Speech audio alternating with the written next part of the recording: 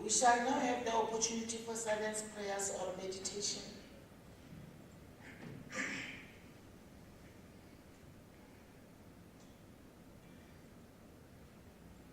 Thank you very much. You may all be seated.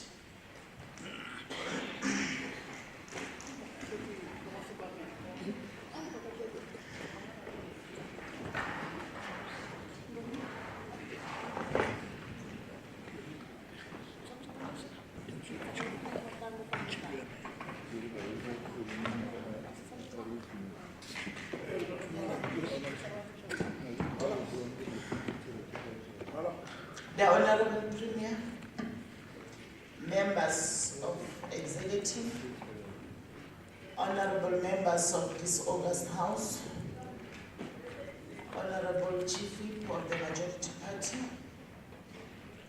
Honorable Chair of Shares and the Deputy Leader of Opposition, support staff from the legislature and other various departments, people in the gallery, good morning and welcome to our city.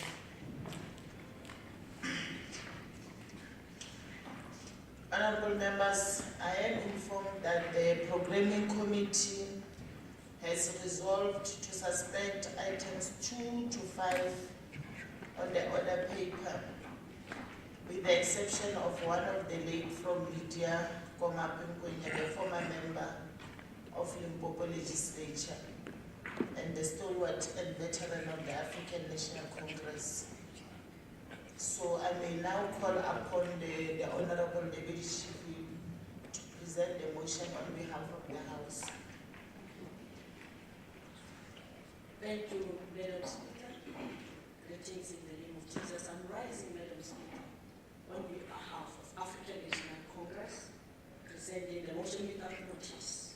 Madam Speaker, I rise on behalf of the African National Congress for this House to note that the ANC gives its revolutionary banner as we mourn the passing of Makwena Lydia Komapengwenya, or Mam Lydia as known, as she was affectionately known by everybody, who sadly passed away on the 11th of October 2023.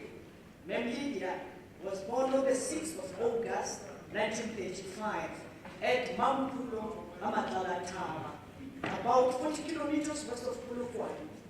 Honorable Speaker, Mam Lydia was born in an area that is fondly remembered for its contribution in the building of the African National Congress in its formation years. The Petersburg West branch of ANC, which was famously known as Ma Congress, was the first rural branch established in the then Northern Transvaal in 1919. The Ma Congress played a pivotal role in enlightening and leading the Matala people in the resistance to the implementation of the recommendation of the Kenneth 1932 and Tom Linson 1954 commissions, recommendations which were given then. These successive commissions are notorious blueprint of apartheid and Bantustan policies, respectively, which dispossessed and denigrated indigenous people and communities of South Africa. The harsh reality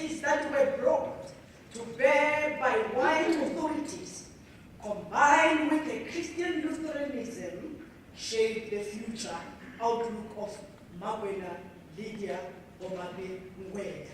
In her youth, Mam Lydia saw a dramatic change in the livelihood and fortunes of her family and fellow congregants.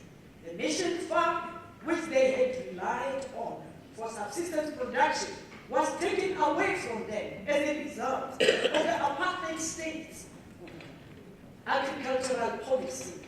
The older children had to drop out of school and look for work prematurely to supplement efforts of parents and support younger siblings.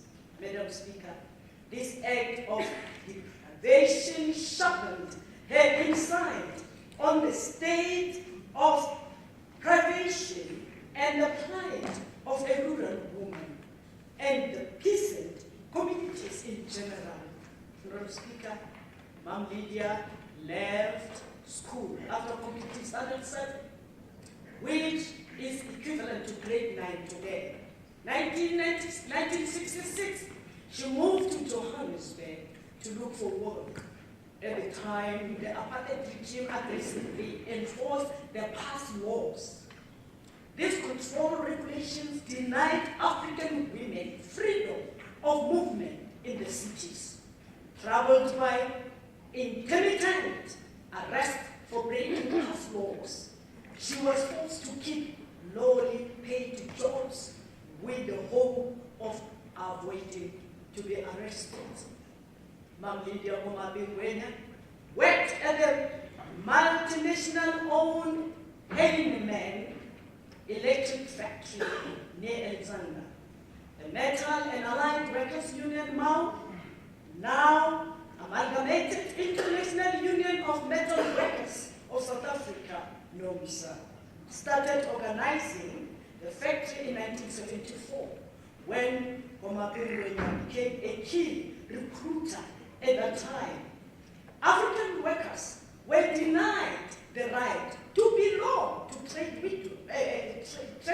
unions. She resiliently recruited and signed up 606 workers. The workers signed up and elected Omabe Ngwenya as one of their shop stewards. During the student uprising in 1976, Omabe Ngwenya and her fellow comrades, unionists, organized a strike in solidarity with the students. After the strike in 1976, the employer reacted by dismissing the entire workforce. In the rehiring that followed, Omabe Ngwenya and other top stewards were excluded. Madam Speaker, she was deeply involved in the establishment of Federation of South African Trade Unions in 1979 and the Congress of South African Trade Unions, COSATU, in 1985. She participated fully. She was instrumental in establishing a women's committee in the Federation and saw to it that the TGW extended its membership base to include cleaners and security guards, whom she regarded as being the most exploited workers. She was especially concerned about the plight of women, the cleaners who were marginalized and disadvantaged, being subject to abuse by exploitative supervisors. Her views on the importance of women standing up for themselves were always strong. Honorable Speaker, Mam Lydia was actively involved in the underground activities of UnauthorisedExpenditure, the armed wing of African National Congress. Her duties included the recruitment and smuggling of military trainees into the neighboring countries en route to Lusaka, Zambia. The then headquarters of African National Congress during those dark days of apartheid regime. In 1990, she founded the Rural Women Movement, RWM, together with women from the rural communities who had worked together to fight forced removals and farm evictions.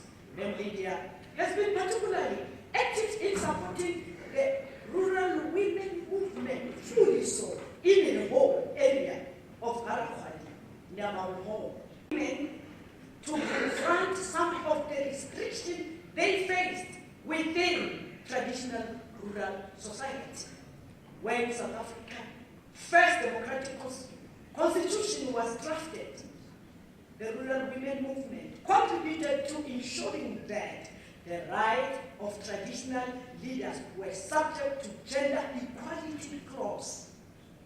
Honorable Speaker, between 1994 and 2009, she was elected and served in the National Assembly as an ANC candidate.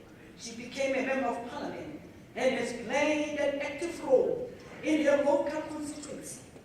People with land problems from far and wide came to her for guidance.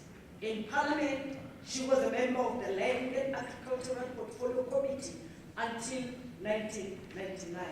Madam Speaker, between 2009 and 2019, Mam Lydia served 2 terms in the Limpopo Provincial Legislature and as a Deputy Chief Whip.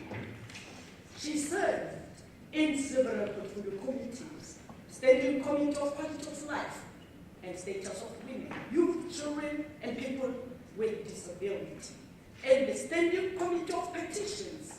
She was very incisive in the oversight responsibilities of legislature and contributed immensely in Social Cluster Portfolio Committee, which includes social development, sport, arts and culture, public works, cooperative governance, human settlement and traditional affairs, health and agriculture. Madam Speaker, Lydia William could have opted for a life of servitude under oppressive rule against women. Instead, she confronted injustices with dignity. Mom Lydia will be remembered for her resilient and incredible courage, fortitude, for her moral uprightness, and unimpeachable integrity. She distinguished herself as an accomplished social and gender activist, a beacon of hope for the rural women and the working class in general. May the spirit of our stalwart and her undying revolutionary soul rest in peace. I so move, Honorable Speaker. Thank you, Honorable Deputy Chief Whip. Any seconder to the motion? Honorable Maruli.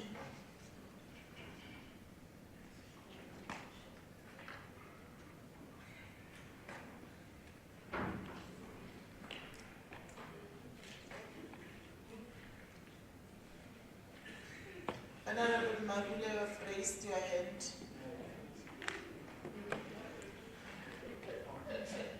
Honorable Phala. Thanks very much. Thanks very much, Honorable Speaker. I rise to second the motion as tabled by the Honorable Deputy Chief. Thanks very much. Thank you very much, Honorable Phala. May we all rise in order to observe a moment of silence in her honor.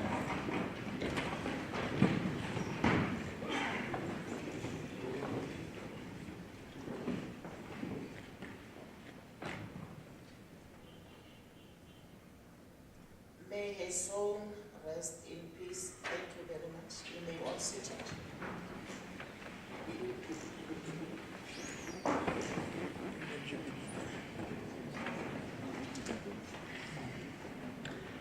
Honorable members, on behalf of this House, the legislature wishes to take this opportunity to congratulate the class of 2023 matric learners who are writing their final examinations. We wish them well in their examinations.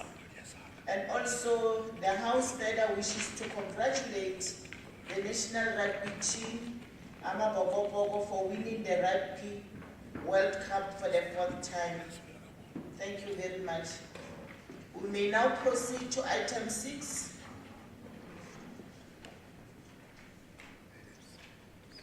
Tabling of committee reports, other reports and papers.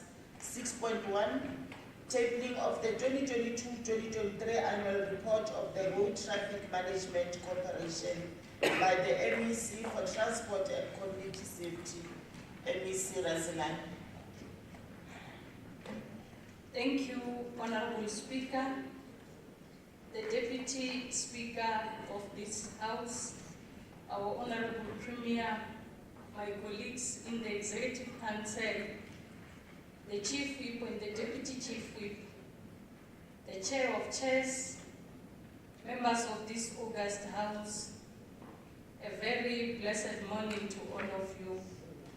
Honorable Speaker, we are tabling the 2022-2023 annual report of the Road Traffic Management Corporation as directed by Section 22, subsection 4 of the Road Traffic Management Corporation Act number 20 of 1999.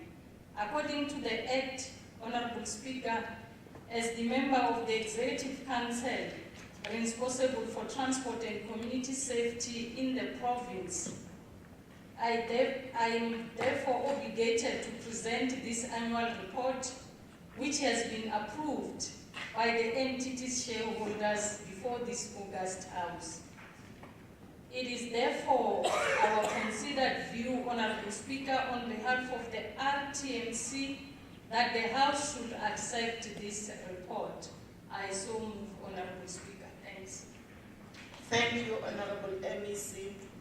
The annual report of Road Traffic Management Corporation is referred to the Portfolio Committee on Transport and Community Safety for consideration and to report back to the House.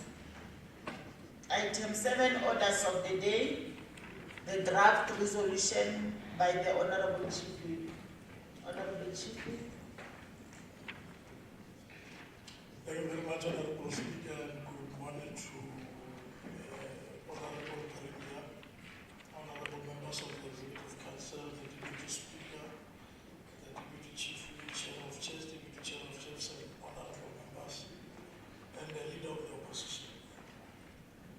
I'm hereby, Honorable Speaker, presenting that this House knows the IEC's call to call interested persons and political parties to make representations and submissions on the determination of the number of seats of the provincial legislature. Also to note that the determination of seats must be made by considering available scientifically based data and representation from interested parties. In terms of item 1 to schedule the Electoral Act, that one seat must be awarded for every 100,000 of the population whose ordinary place of residence is within the province. Provide that not more than 80 or no fewer than 80 seats may be determined for the legislature.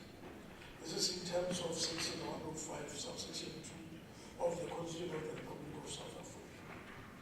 Therefore, this House resolved to 1. Accept the census 2022 data released by South African data in respect of the population. 2. Allow the IEC to determine the number of seats of the Limpopo Provincial Legislature to 64. I so move, Honorable Speaker. Thank you. Thank you very much, Honorable Chief Whip. Any seconder to the motion? Honorable Maraka.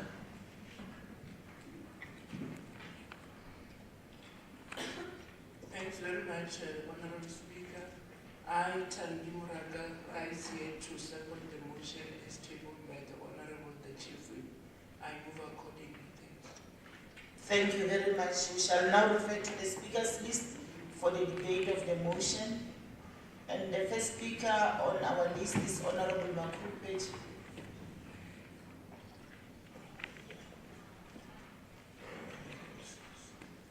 Madam Speaker and Deputy Speaker,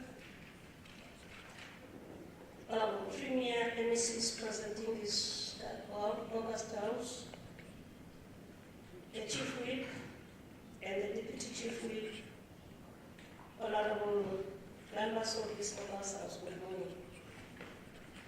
Madam Speaker, 106 years ago, on the 27th of October, a baby was born in the village of Mizana, in the Pondoland in the Eastern Cape. Unknown to his parents, the man would play a pivotal role in the struggle for freedom and democracy in South Africa. The African National Congress takes this opportunity to remember, honor, and dedicate this debate and to celebrate the life and times of Oliver Reginald Tambo, whose 106th anniversary of his birthday we celebrated on Friday. Owen Tambo, as he was affectionately known, was among the founding members of the African National Congress in 1984. He became its first Secretary General. The ANC Youth League brought a bold, new spirit, militancy into the ANC. Tambo was elected to the first National Executive Committee of the ANC in 1948, and he remained a member of the National Executive Committee for 45 years until his passing in 1993. When the apartheid government banned the liberation movement following the Sharpeville massacre, the African National Congress directed Owen Tambo to go out of the country to mobilize support for the struggle, for the South African struggle. It was through his stewardship that the African National Congress has established its presence in many countries throughout the world. He was instrumental in gathering international support and solidarity with the struggle, with the South African struggle, including isolation of apartheid South Africa. Madam Speaker, at the 1954 ANC Congress, Tambo was elected Secretary General. The same year, Tambo received a banning order from the state. However, he remained actively involved in the background, working as a member of the National Action Committee, which drafted the Freedom Charter, following extensive nationwide input and consultation. This was in the run-up to Congress of the People convened in 1955, where the Charter was adopted. The first clause of the Freedom Charter says, I quote, "The people shall govern. Every man and woman shall have the right to vote for and stand as a candidate for all bodies which make laws. All people shall be entitled to take part in the administration of the country." We'll always remember what Tambo through his words, and quote, I quote, "We seek to celebrate a united, democratic, and non-racial society."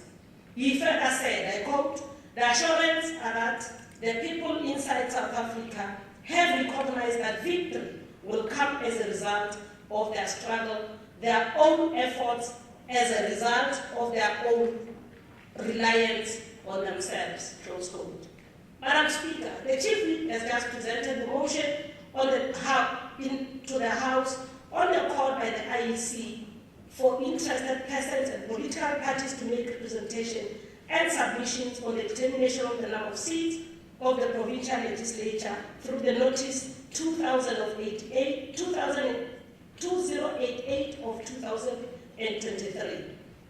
The notice better outlines A, Schedule 3 of the Electoral Act 73 of 1998 requires the Electoral Commission to determine the number of seats of each provincial legislature.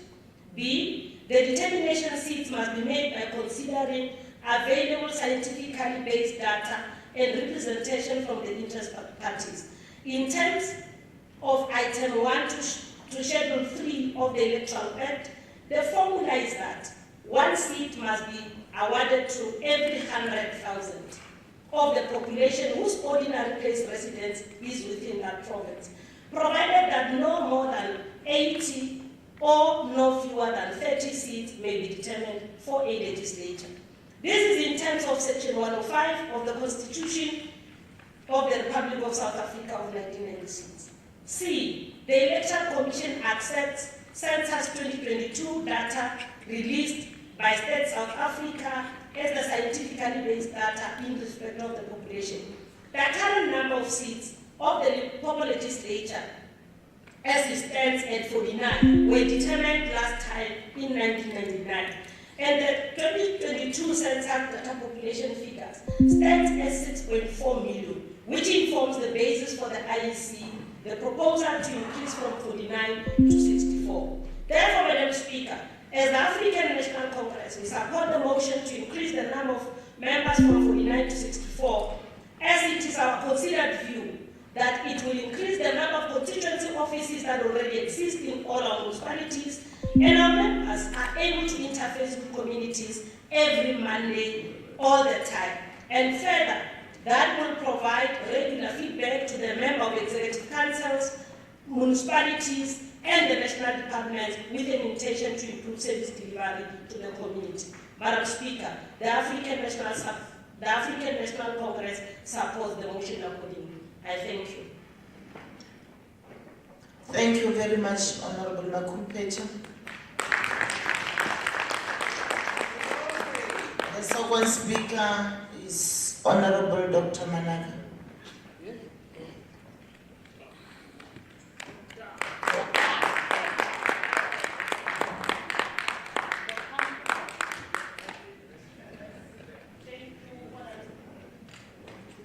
Thank you, Honorable Speaker, and greetings to all of you who are seated in this chamber and those seated in the gallery, as well as those who are following us in all our online platforms. Honorable Speaker, the decision to increase the legislature seats from 49 to 64 is not done in good faith. It has a sinister political motive. It has a sinister political motive which must be exposed.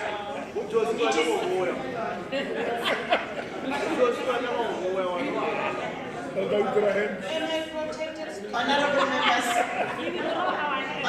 members, may we allow the doctor to proceed? It is funny that people choose to manipulate state SA census data and other data for their political expedience. The IEC is not an independent commission because they remain critical enablers of the ANC to win elections.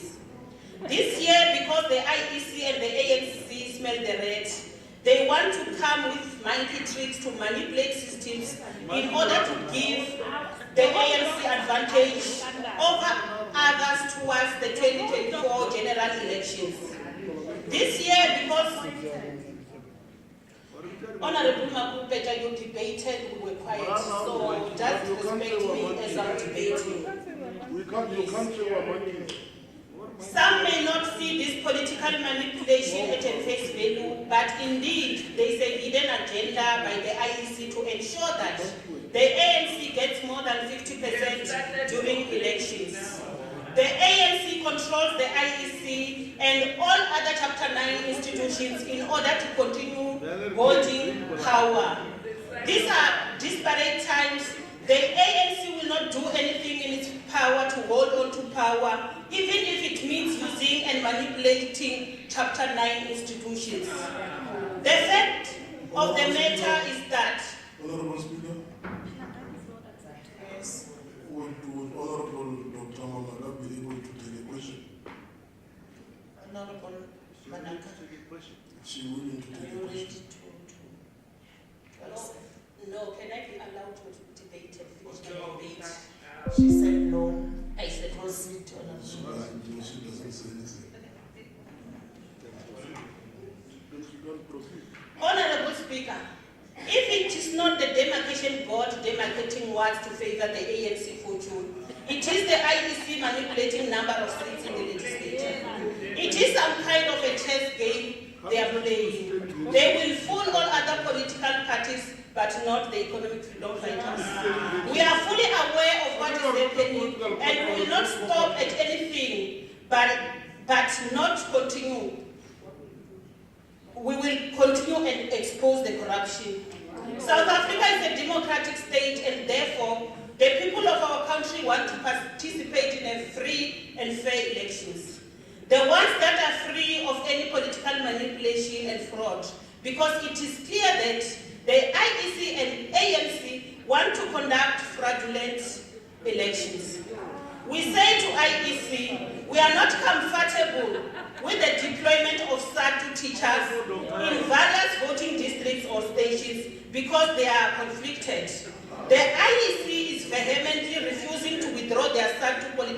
partners from getting involved in the administrations of elections. The reason is that over the years, the IEC and the ANC have enormously benefited from SADTU by using them to rig elections.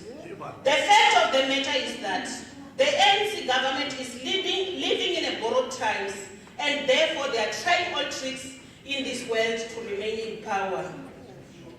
They are so desperate to an extent that they cry like small babies when the EFF provides services for our people in areas mutuality and everywhere where EFF governs through MMCs and ward councillors.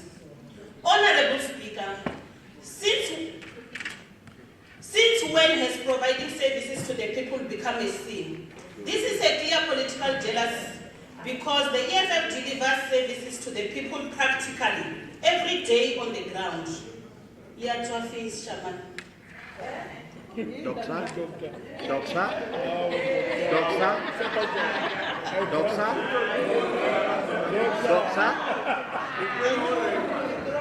Let's proceed, honorable members. Honorable Wilson. Thank you, Speaker. The Democratic Alliance will always support the Constitution and the constitutional rights of the people of South Africa. Section 105(2) of the Constitution provides that not more than 80 and no fewer than 30 seats may be determined for a legislature. The Statistics South Africa Census has indeed highlighted the fact that there has been a phenomenal growth in South Africa as a whole, Limpopo included, when it comes to population. But apart from the growth statistics, other sections of the report must also be taken into consideration, along with the current economy of the country. It is no secret that financially South Africa is on a fiscal cliff, and according to many, we are virtually bankrupt, with a large portion of the income of the country paying off interest and not even the basic debt of the country. With a current population of 6.5 million, 1.8 million of these are school-going children. A third of the population that does not have work, have an income, or that contributes to the revenue of the country as a whole. Limpopo has 2.7 million grant beneficiaries, vulnerable to poverty and or in need of state support. This excludes the SDR grants. In contrast, in 2022, while we have 1.4 million economically active citizens in Limpopo, there are only 235,000 individual taxpayers registered. In fact, 1/3 of the population need to have access to education, health and support at no charge. A large proportion of these are supported by child grants in Limpopo. 1/3 of the Limpopo's population does not have access to piped water, and therefore we do not have proper access to proper sanitation. Where a lot of people may have access to electricity, many can no longer afford it. Why is this relevant? Because these are services that must be provided. They are the most basic of needs. This requires money, and a lot of it. Extra seats in the legislature will be funded by the National Revenue Fund, but at what cost?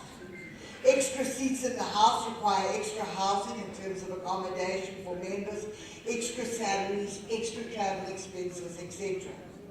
The South African tax base on which the Revenue Fund is reliant is dwindling fast.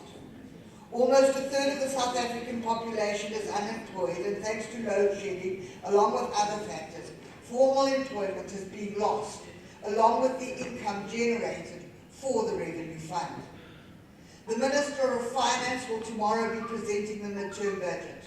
He has long talked about the need for urgent austerity measures, and over the last couple of years we have seen budgets cut in vital sectors like education and health. The President, in his address last night, made it clear that the debt repayments of the country have severely hampered progress, and this is unlikely to change in the near future. We believe there is little doubt the midterm budget presented tomorrow will further highlight the strain under which the Revenue Fund is operating and that indeed further cuts and austerity measures will be put in place. Undoubtedly, the population has grown substantially. However, according to the departments in this legislature, there is insufficient budget already to deliver current basic requirements and needs, which are also constitutional rights. So, when the IEC makes a ruling on the number of new seats in this legislature, with the severe financial constraints we face as a province, these things must be taken into account. When we rob Peter to pay Paul, the system and budgets are likely to fall very short, and when you cannot deliver, the people of Limpopo, who are already frustrated, will come knocking at your door very loudly. I thank you.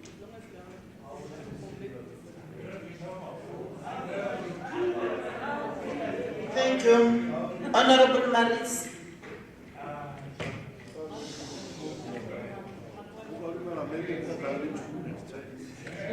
Honorable Speaker, Honorable Premier, esteemed member of the Executive Council, leaders of the opposition, and members of this House.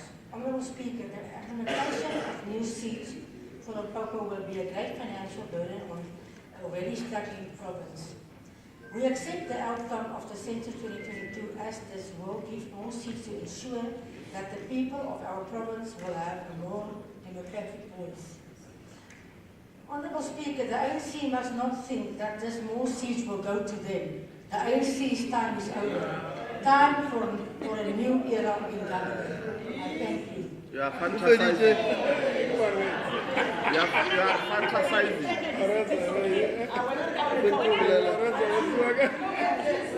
You are just fantasizing. Thank you very much, Honorable Maris. Honorable Deputy Speaker, Honorable Martinez. Second. Honorable members.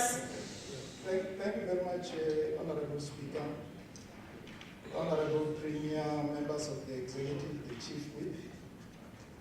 Thank you very much, Chair of Chairs, Leader of the Opposition, and Dr. Manak.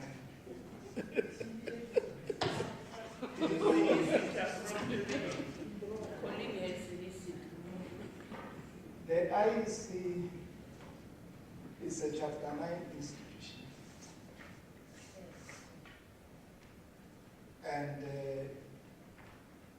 what we can say to you as a doctor, you must know, there is a saying which says numbers don't lie. Yes.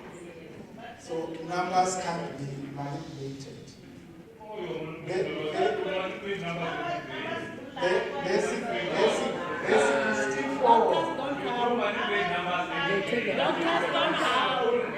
Honorable members.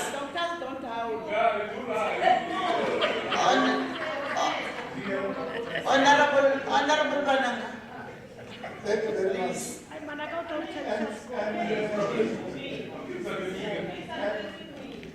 Honorable Speaker. Yes, Honorable Deputy Speaker. Address the Speaker. And also the 64 that were put in is up for grabs for everybody. I think you have resigned them to the ANC, and if you have resigned the extra 15 to the ANC, we receive. But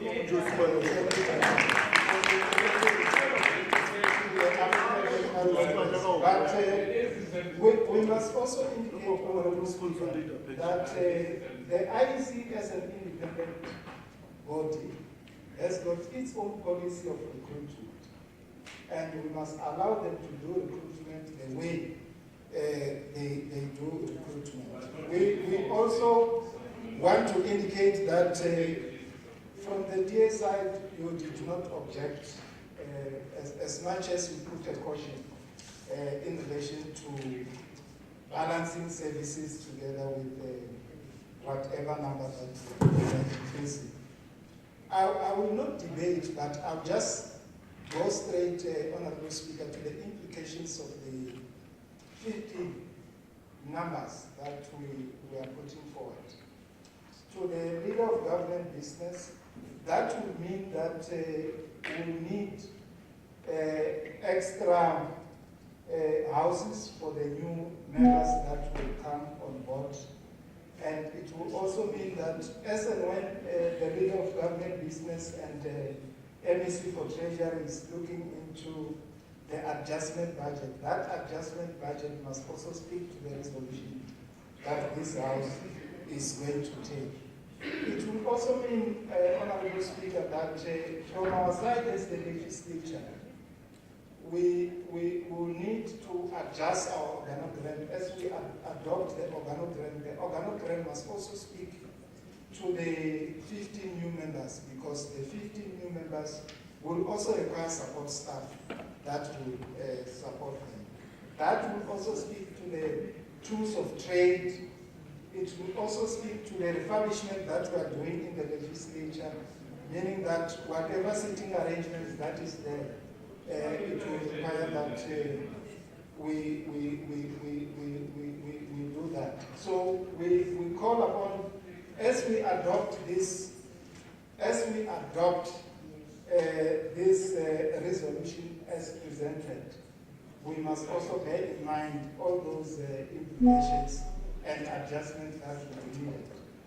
The 15 new members are available for every political party, and the ANC, as we have resigned them to us, we welcome all the new 15 members. Thank you very much.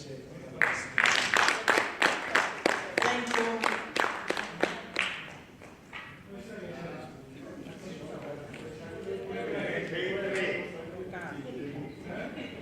Thank you very much. We have now come to the end of our debate.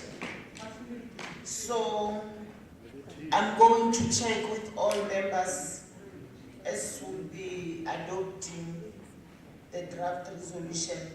Those who agree with the draft resolution will say yeah, and those who disagree will say nay. Those who agree with the draft resolution, yeah. Those who disagree, no.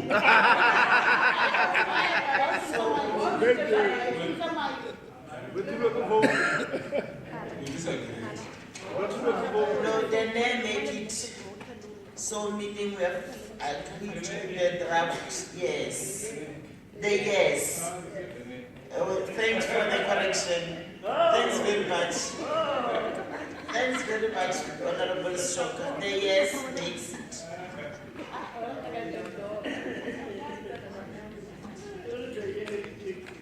Let's proceed with our program 7.2. Consideration and adoption of the report of the Portfolio Committee on Provincial Treasury on the Limpopo Unauthorized Expenditure Bill B03/2023. Committee Chair. Thanks very much, Honorable Speaker. I table for consideration and adoption a report of the Portfolio Committee on Provincial Treasury on the Limpopo Unauthorized Expenditures Bill B03/2023, as tabled in this Honorable House by the Honorable MEC for Finance, Honorable Squad. I move accordingly, the Honorable the Speaker. Thank you very much, Elisa Gwanda. Honorable Masukamen. I stand to second the chairperson of the committee, Mr. Honorable.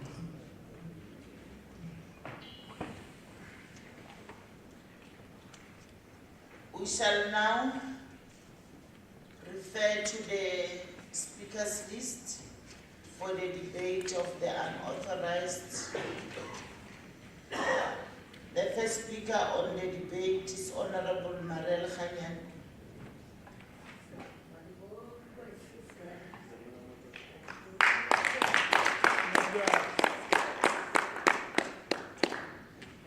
Thank you very much, Honorable Speaker, for the opportunity.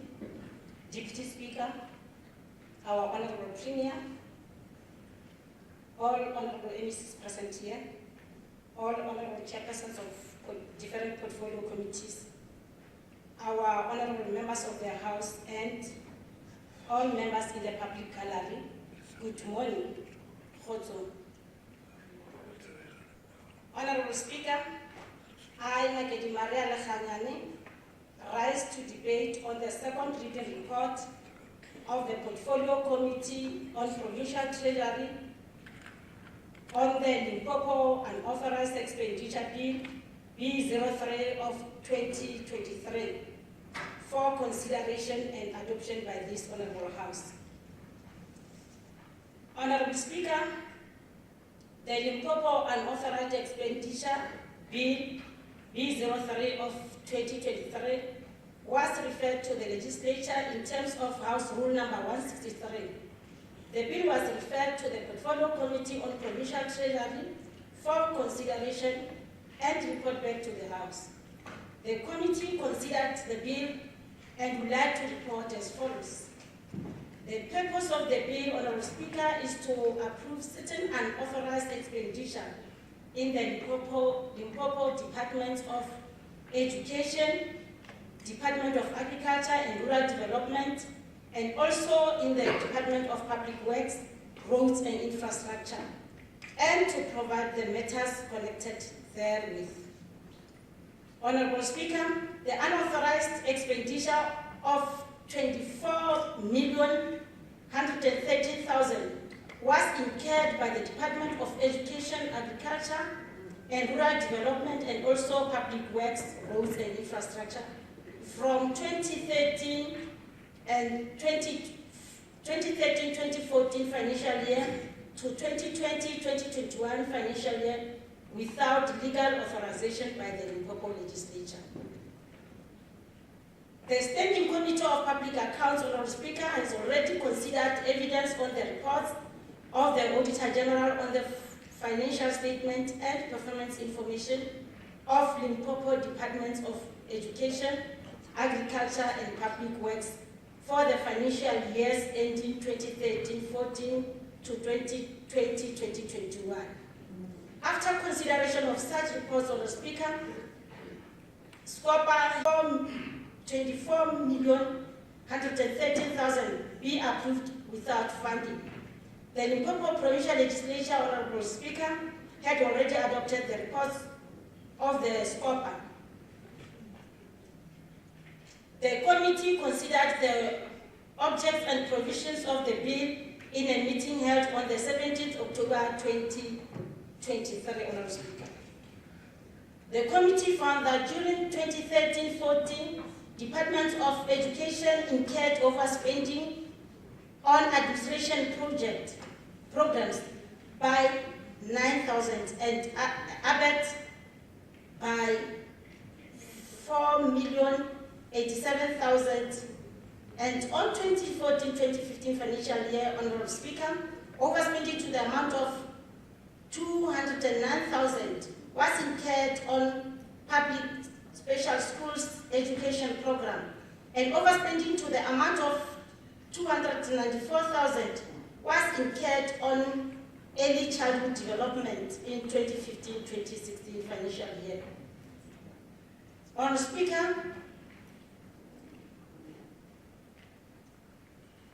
Speaker, the committee also found that in the Department of Agriculture and Rural Development, over expenditure of 1,000 and 12,000 were incurred on research and technology development and rural development coordination respectively in 2018-2019 financial year. Furthermore, Honorable Speaker, the committee found that in the Department of Public Works, Roads and Infrastructure, overspending of 1.7 was incurred on EPWP in 2019-2020 financial year. In 2020-2021 financial year, Honorable Speaker, an overspending of 16.8 million was incurred on infrastructure operations. Unauthorized expenditure is a serious matter, and it is important to understand the root causes of this problem in Limpopo government. Honorable Speaker, the report identifies several factors including overspending on various programs, whereby the committee found that unauthorized expenditure was incurred due to overspending on several programs, including ABET and so on. Poor management. Honourable Speaker, the committee also found that unauthorized expenditure was incurred due to the poor financial management practices in Limpopo government. That includes weak internal controls, that includes also inadequate oversight and lack of accountability. When you talk about the lack of accountability, Honourable Speaker, the committee found that there was lack of accountability for the unauthorized expenditure by the government.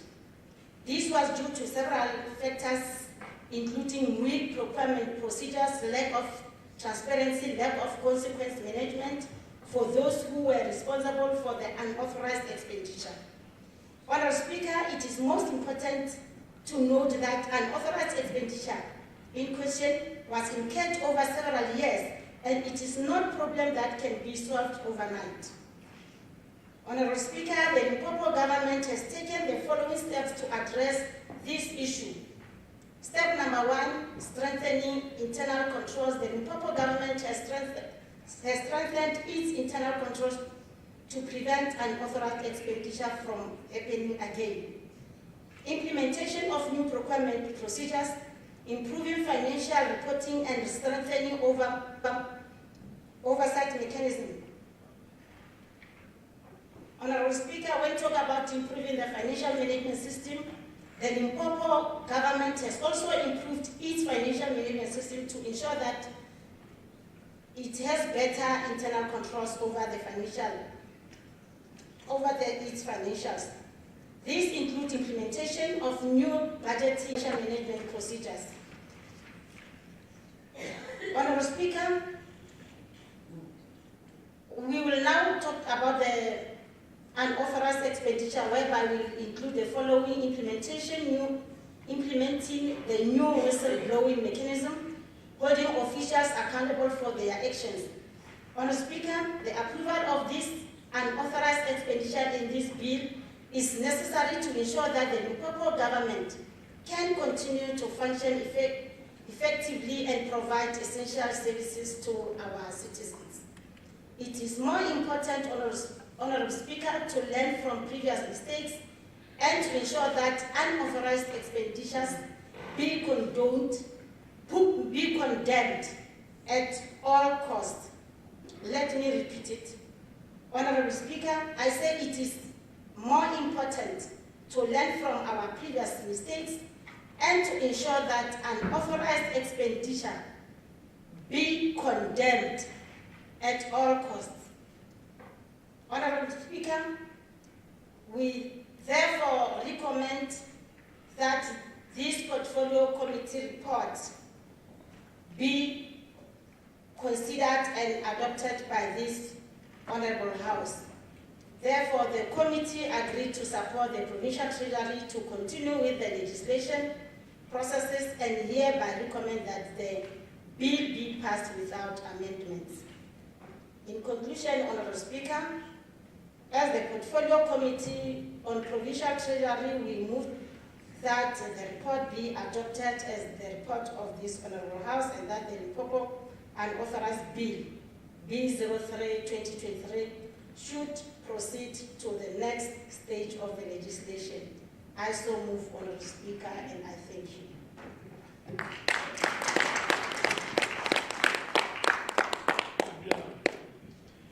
Thank you, Honourable Khaya. Honourable Person.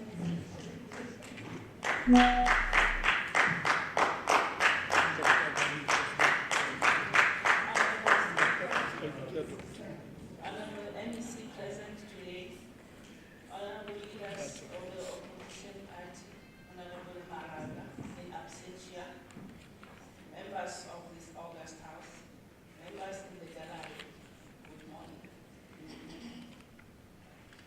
Honourable Speaker, the purpose of this bill is to encourage wrongdoings because it seeks to approve certain unauthorized expenditure in the Limpopo Department of Education, Agriculture and Rural Development, Public Works, Road and Infrastructure, and provide the matters connected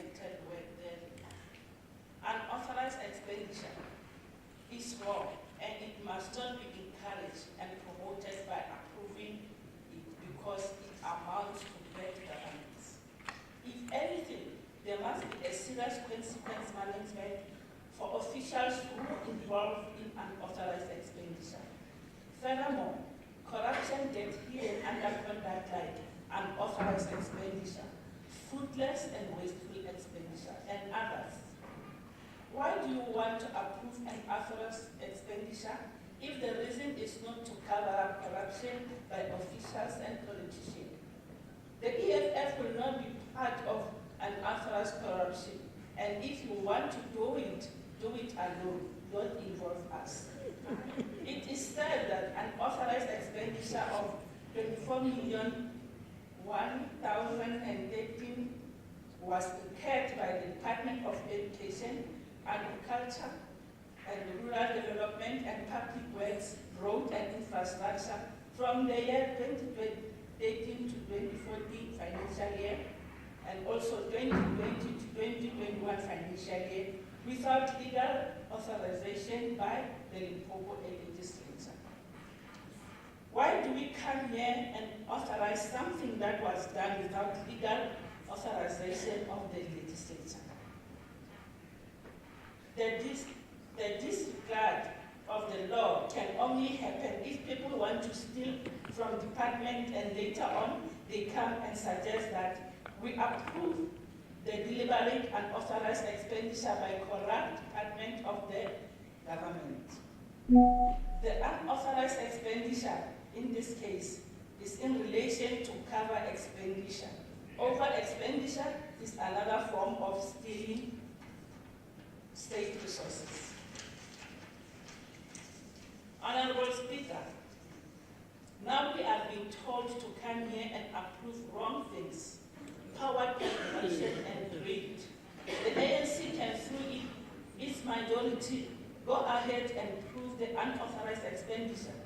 The EFF will not be part to providing wrong things by a wrong government. When the Auditor General indicates some red flags on some of these things, the corrupt and arrogant ANC government continue to behave otherwise.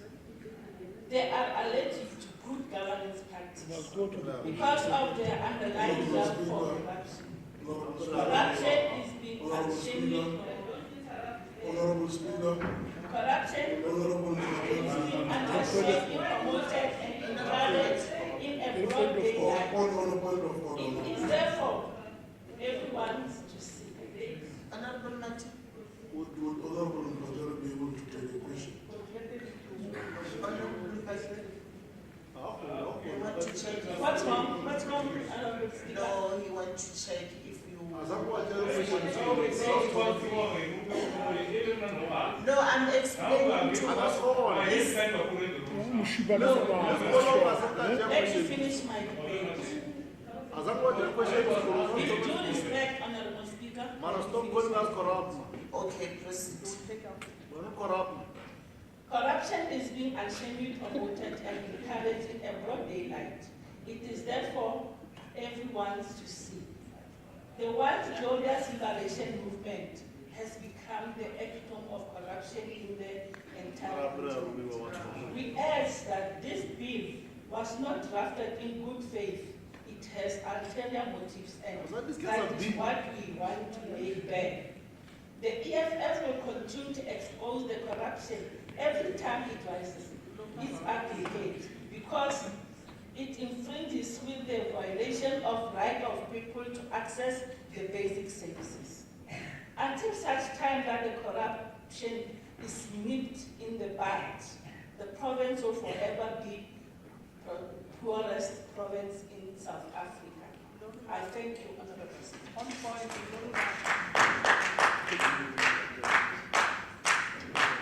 Thanks, Honorable Wilson. Thank you, Speaker. The saddest part about having this debate right now is that we still have not had a presentation from the Auditor General on what the current situation is. And that's really disturbing, because I think that information would be relevant today. In my previous speech, I talked about robbing Peter to pay Paul. And this is exactly what this bill proposes to do. Unauthorized expenditure to the tune of 24 million has to come from somewhere. and regardless how you look at it, Treasury has to pay for it. But at the cost of whom? It's at the cost of the people in this province. It is little wonder that the culprits, like education and public works, are the departments with the worst audit outcomes. In fact, public works had a regression in their audit outcomes, going from unqualified outcome to a qualified audit outcome. We cannot talk about health because we are yet to see their annual report, which is also unacceptable. The question is, what is being done about unauthorised expenditure? Who is being held to account? Is there consequence management? Where is the monitoring or evaluation? We are constantly being told that actions and plans are put in place to attend to these matters, and yet there is no visible improvement. Speaker, Treasury has a financial governance program that is meant to be assisting the departments to promote accountability and compliance with financial norms and standards across all departments and entities as contained in the PFMA. But so far it has left much to be desired. The approval of this unauthorised expenditure without effective consequent management will give rise to further unauthorised expenditure in moving forward. It is necessary that we act as a deterrent from further unauthorised expenditure, which the province cannot afford. The Treasury is the custodian of compliance, and we must hold the Treasury to account. What we have before us is a condemnation of malfeasance. It is an unacceptable situation and must be addressed.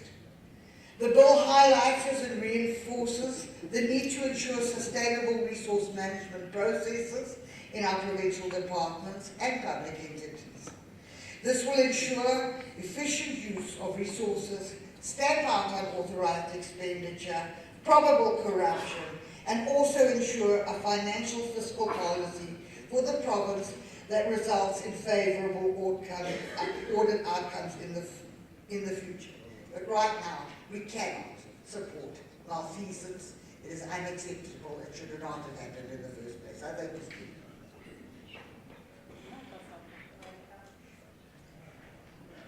Thank you. Honourable Committee Chair, Honourable Pala. Thanks very much, the Honourable Speaker, for allowing me to take part in this debate on the Limpopo Unauthorised Expenditures Bill B03 2023 as tabled by the Honourable MEC for Finance, responsible for Provincial Treasury in this Honourable House in April 2023.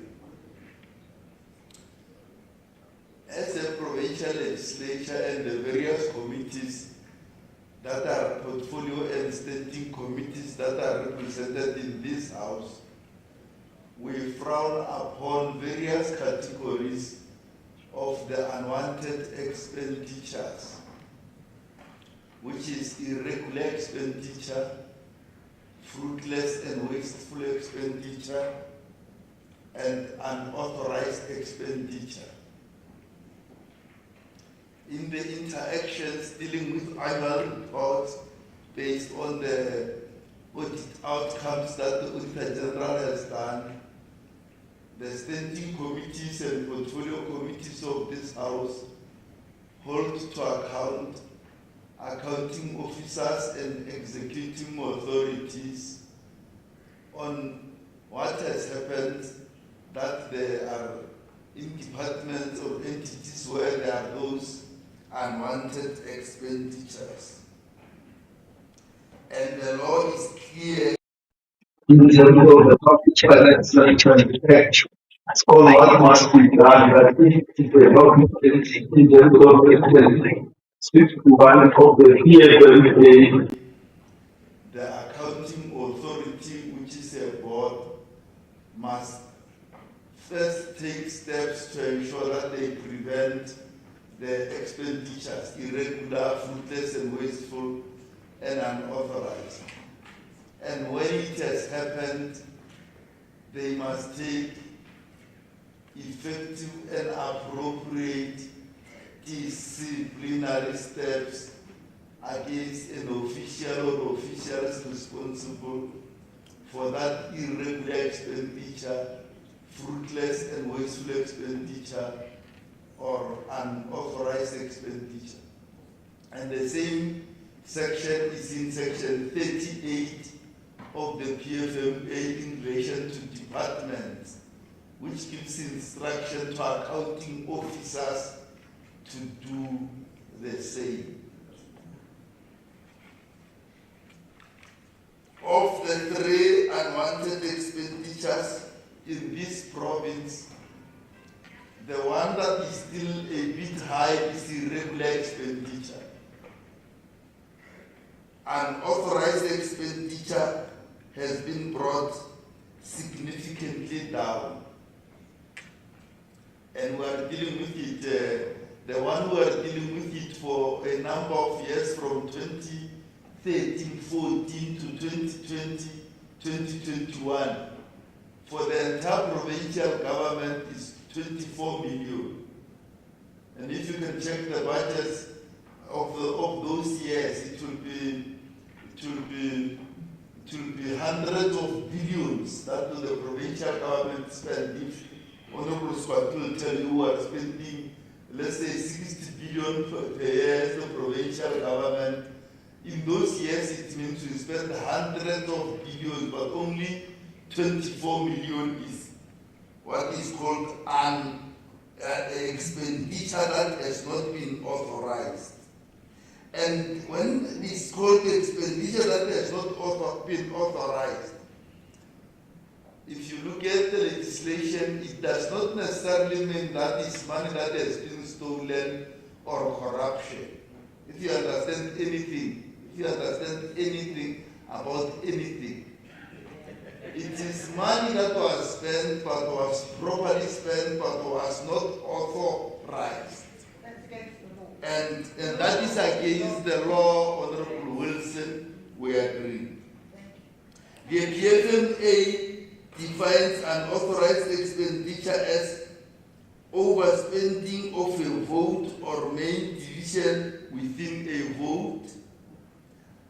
B, expenditure not in accordance with the purpose of a vote, or in case of the main division, not in accordance with the purpose of the main division.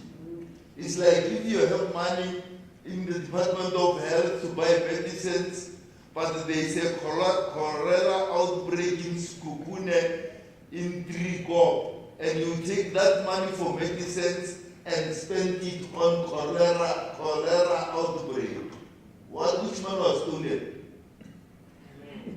It's money that it's unauthorized expenditure because we have moved money from a division to another division, and that's why it is called money that has been spent without being authorized.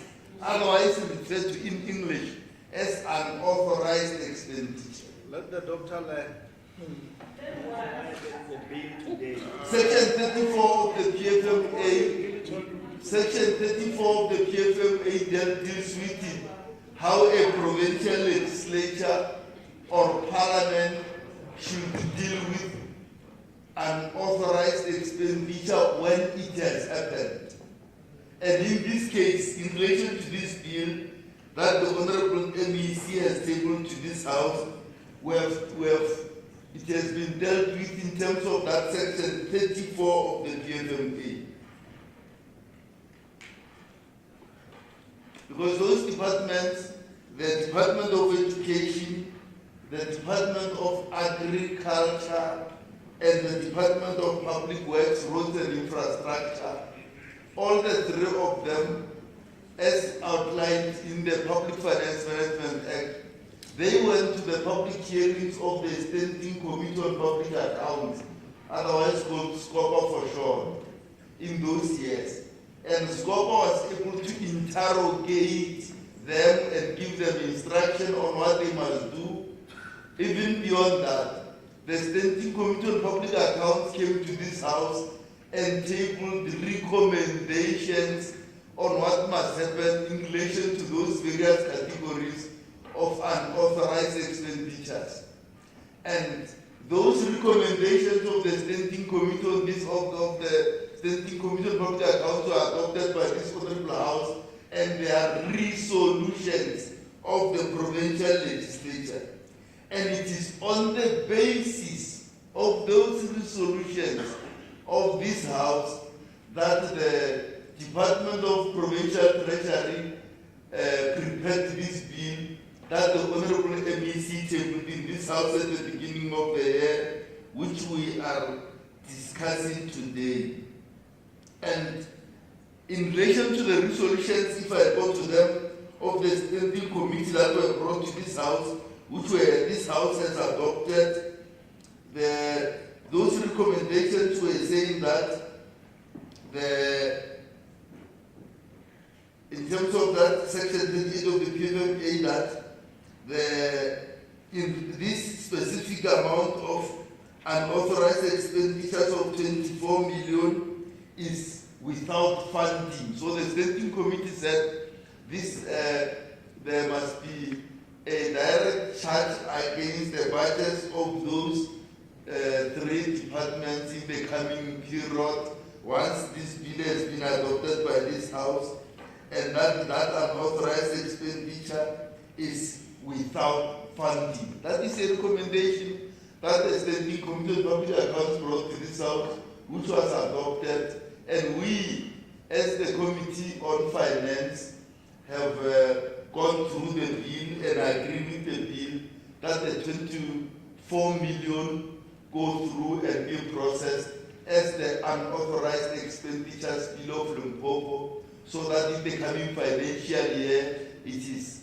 out of the books of the provincial administration, and we are able to report the levels of unauthorized expenditures that will be on the time that we are dealing with, not all unauthorized expenditures of 2013-14, 2014-15, 2015-16, 16-17 up to now, 2021-22. So we want to clean the books of the provincial administration in the coming period by clearing the unauthorized expenditures that have already gone through this house through the recommendations of the Standing Committee on Public Accounts, which are now resolutions of this provincial legislature. And anyone speaking against this bill is actually speaking against the resolutions that have already been taken by this honorable house. I therefore, Honorable Speaker, move accordingly that the house move in that direction. Thanks very much.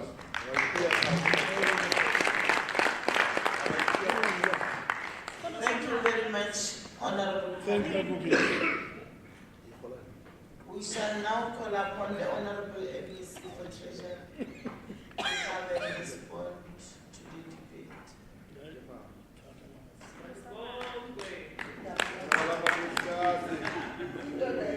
Thank you, Madam Speaker, and our Premier, our Deputy Speaker is here, our Chief Whip of the Majority Party, my colleagues in the Executive Council, members of this August House.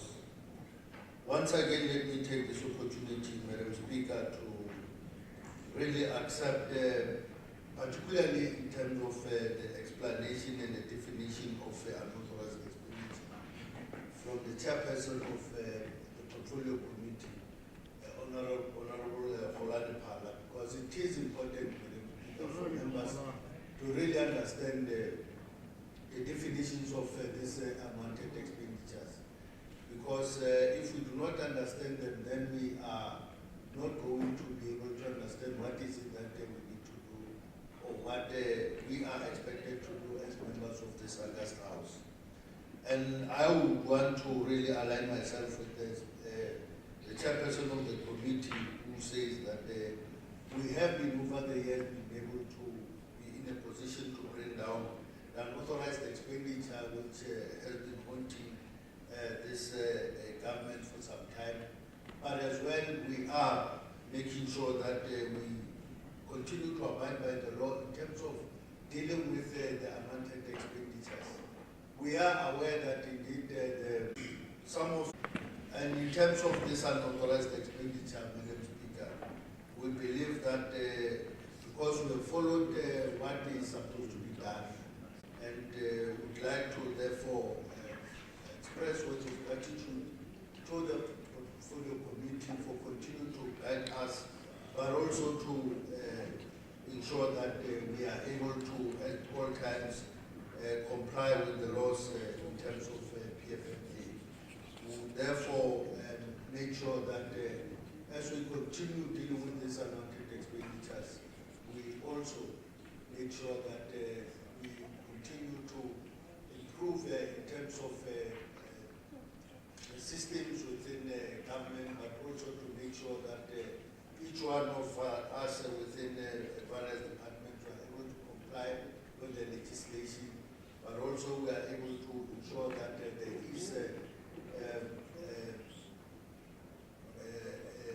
steps that are taken against members or officials who continue to do things that are not in terms of the law. So we would really take to heart the counsel that we are given by this Portfolio Committee and this House. And I would like to thank you. Thank you, Honorable MC. Let's proceed to item 7.3. Motion for the suspension of House Rule 173 by the Honorable Chief Whip. Thank you once again, Honorable Speaker. Good morning to honorable members. House Rule 173 provides that unless otherwise provided in this rules, not more than one stage of bill may be taken on the same sitting day if objection to a further stage is made by 4 or more members. It has therefore become necessary to invoke the provision of House Rule 5 to suspend the provision of House Rule 173 in order to allow the House to finalize the Limpopo Unauthorised Expenditure Bill 2023 B03.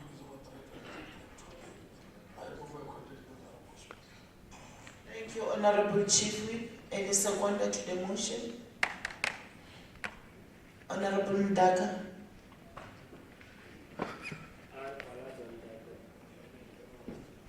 I, Falaza Ndaka, rise to second the motion as moved by the Honorable Chief Whip. Thank you, Madam Speaker. Thank you, Honorable Ndaka. Motion for the third reading of the Limpopo Unauthorized Expenditure Bill B03/2023 by the MEC for Provincial Treasury. Thank you once again, Madam Speaker. Now that the Limpopo Unauthorized Expenditure Bill 2023 B03/2023 has gone through all the relevant stages of the legislative process of this House, I now move that the bill be read for the third time in terms of provision of the House Rule 170. I move accordingly, Madam Speaker. Any seconder? Honorable Salamulele. Thank you, Honorable Speaker. I second the motion. Thank you very much. We shall now adopt schedule by schedule of the bill. Those who agree will say yea, and those who disagree will say nay. Schedule 1, which is the definition. Schedule 2, approval of unauthorized expenditure for 2013-2014 financial year to 2020-21 financial year. Yes. Schedule 3, action to recover unauthorized expenditure. Yes. Schedule 4, short title. Yes. Now we shall now adopt vote by vote of the bill. Vote 3, Department of Education. Yes. Vote 4, Department of Agriculture and Rural Development. Yes. Vote 9, Department of Public Works, Roads and Infrastructure. Yes. We shall now call upon the Secretary to read short title. Thank you, Honorable Speaker. This act is called the Limpopo Unauthorized Expenditure Act 2023. Thanks. Thank you very much.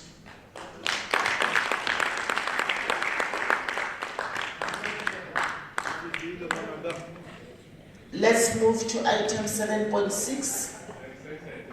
Consideration and adoption of the reports of the Standing Committee on Quality of Life Status of Women, Youth and People with Disability. Committee Chair.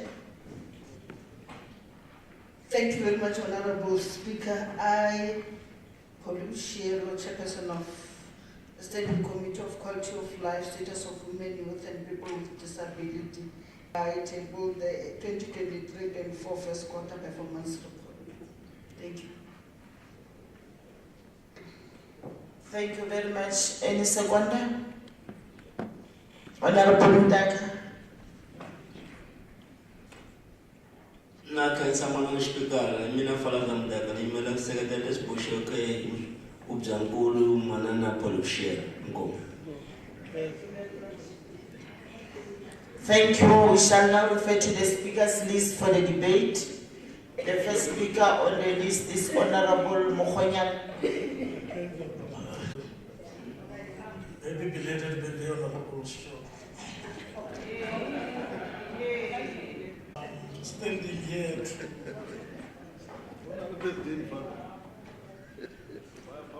debate women, youth, children, and people with disability place a legislative oversight role over the Office of the Premier Transformation Branch to ensure the implementation of these special programs. Quarterly performance reporting provides the extent to which mainstreaming programs in various areas have been implemented through key programs by sector departments, and in turn being monitored by the Office of the Premier. The report presents the performance for the 2022-2023 fourth quarter on mainstreaming programs in various areas by sector departments. It is highlighting the programs implemented, achievements made, non-achievements and challenges in facilitating and achieving the mandate on quality of life for women, children, youth, older persons and people with disabilities. The Standing Committee held a meeting on the 29th August 2023 to receive an update from the Office of the Premier regarding progress on special schools, compliance to disability and women empowerment equity, sanitary dignity program, filling of vacancies in the Department of Health, progress report on assistive devices and programs for youth and older persons. An update on infrastructure upgrading and special schools was made. It was reported that a plethora of complaints regarding the state of special schools in the province were received. The Department of Public Works, Roads and Infrastructure is planning to conduct a condition assessment on the scheduled in June 2023. The construction of Aspumele Special School project commenced in August 2023. However, the first phase implementation of this project with a scope for minimum functionality requires well over 200 million. As part of the Department of Health's commitment to improving the quality of life of people with disability, it has set aside 6.5 million for the procurement of wheelchairs, crutches, spectacles, hearing aids, and orthotics and prosthetics consumables. The department has embarked on a dedicated program to address the surgical backlog in the province. About 225 of such procedures were performed out of the National Health Grant, and 208 of such were performed during the current financial year. The department has also partnered with the Special Olympics Organization, which focuses on clients with intellectual disability. This partnership, Honorable Speaker, also includes the healthcare providers on attending to clients with such needs. The committee will work with the Office of the Premier to play an oversight role on the Department of Health on this matter. Honorable Speaker, the ultimate objective of employment equity is full participation in employment of all historically underrepresented groups according to their ability in the workforce. People should not be excluded from employment at senior level based on their color or disability. The committee received a report that there are departments which are complying with the appointment and employment of people with disability at senior management level. Only 5 departments managed to comply with the employment equity target of the office. The Office of the Premier must play its role and ensure that departments comply with the implementation of this law and employ people with disabilities who qualify to perform at senior level.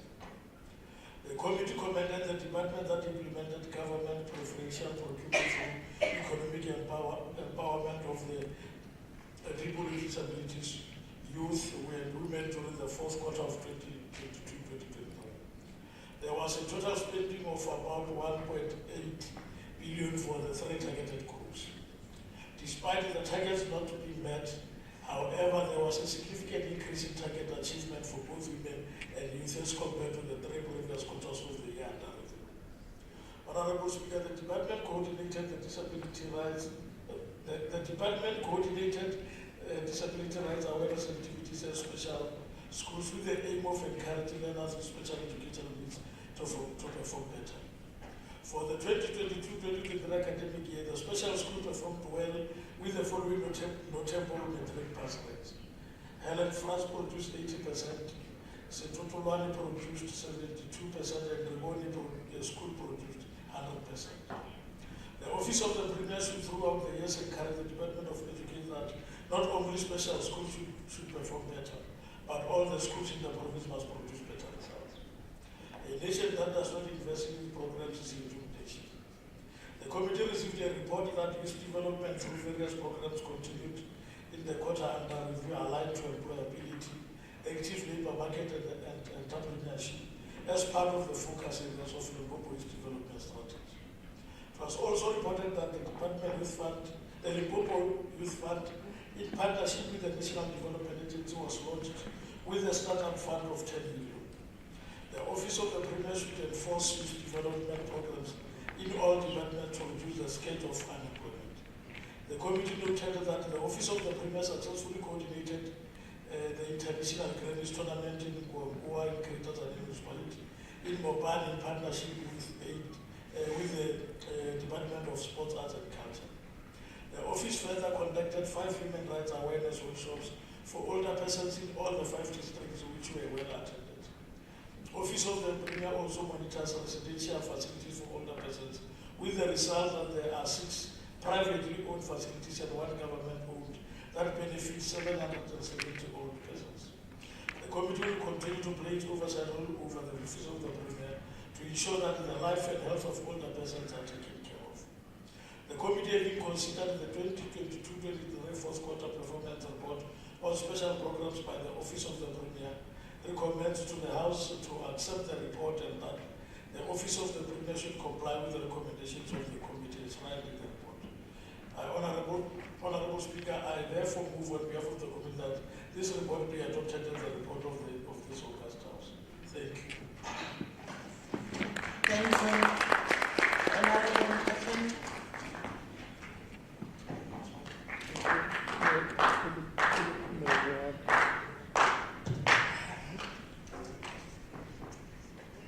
Honorable Speaker, Honorable Premier, MC present today, Leader of the Opposition Party, Honorable Maraga, in absentia, members of this August House and members in the gallery, good morning once more.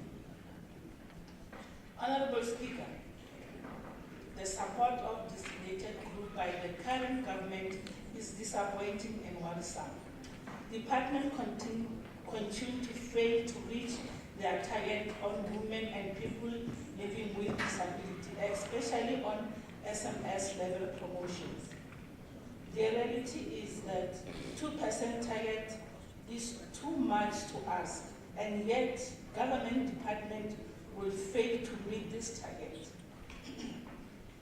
The cited reason for non-compliance are the department are not implementing specific plans in order to meet the EP target. The reality is that as it stands, there is some level of stagnation in the achievement of equity targets.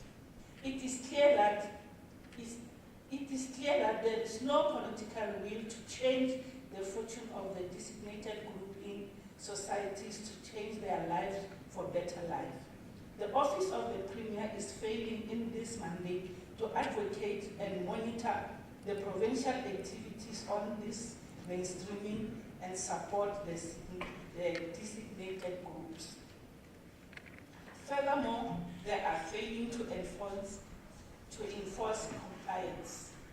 The Directorate of Special Program, Youth Development and Office on Status of Women, and within the Transformation Chief Directorate, that is part of the Institutional Development Support Branch within the Office of the Premier, has drastically failed to champion the interest of designated group.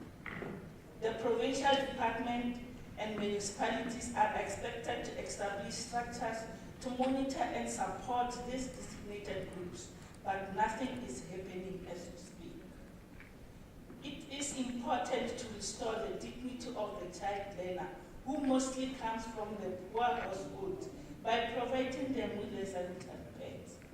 The girl child has the right to dignity, and the government has the responsibility to protect such dignity.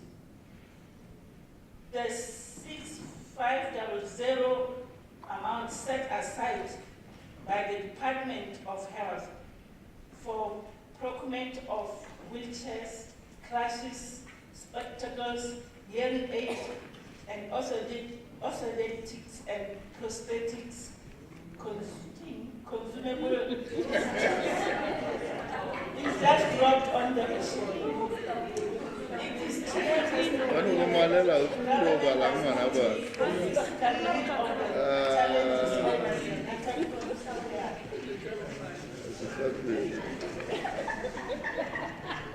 all other programs are allocated. No, thank you. While designated groups are allocated just a mere budget. Of the 1,280 clients identified to be provided with wheelchairs, 836 with spectacles and related items for poor eyesight, 815 with hearing aids, 876 with working aids, and 473 clients requiring the MOP services. Has the department achieved all targets in this regard? If not, why?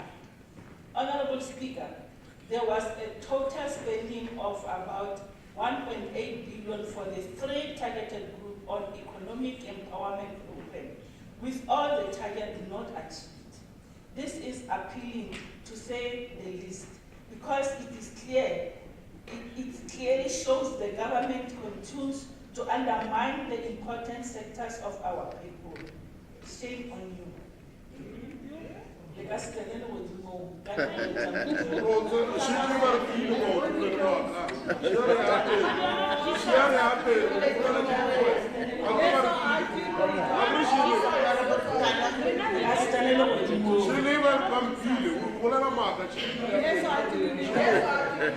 Honorable members,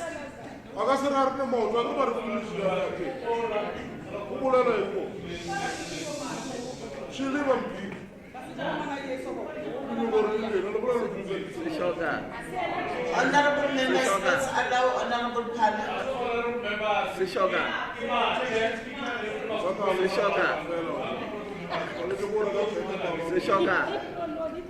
Honorable panel, proceed.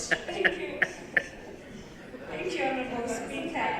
During the quarter under review, we met with the Office of the Premier and discussed various issues, including those of outstanding matters from previous quarters, such as infrastructure.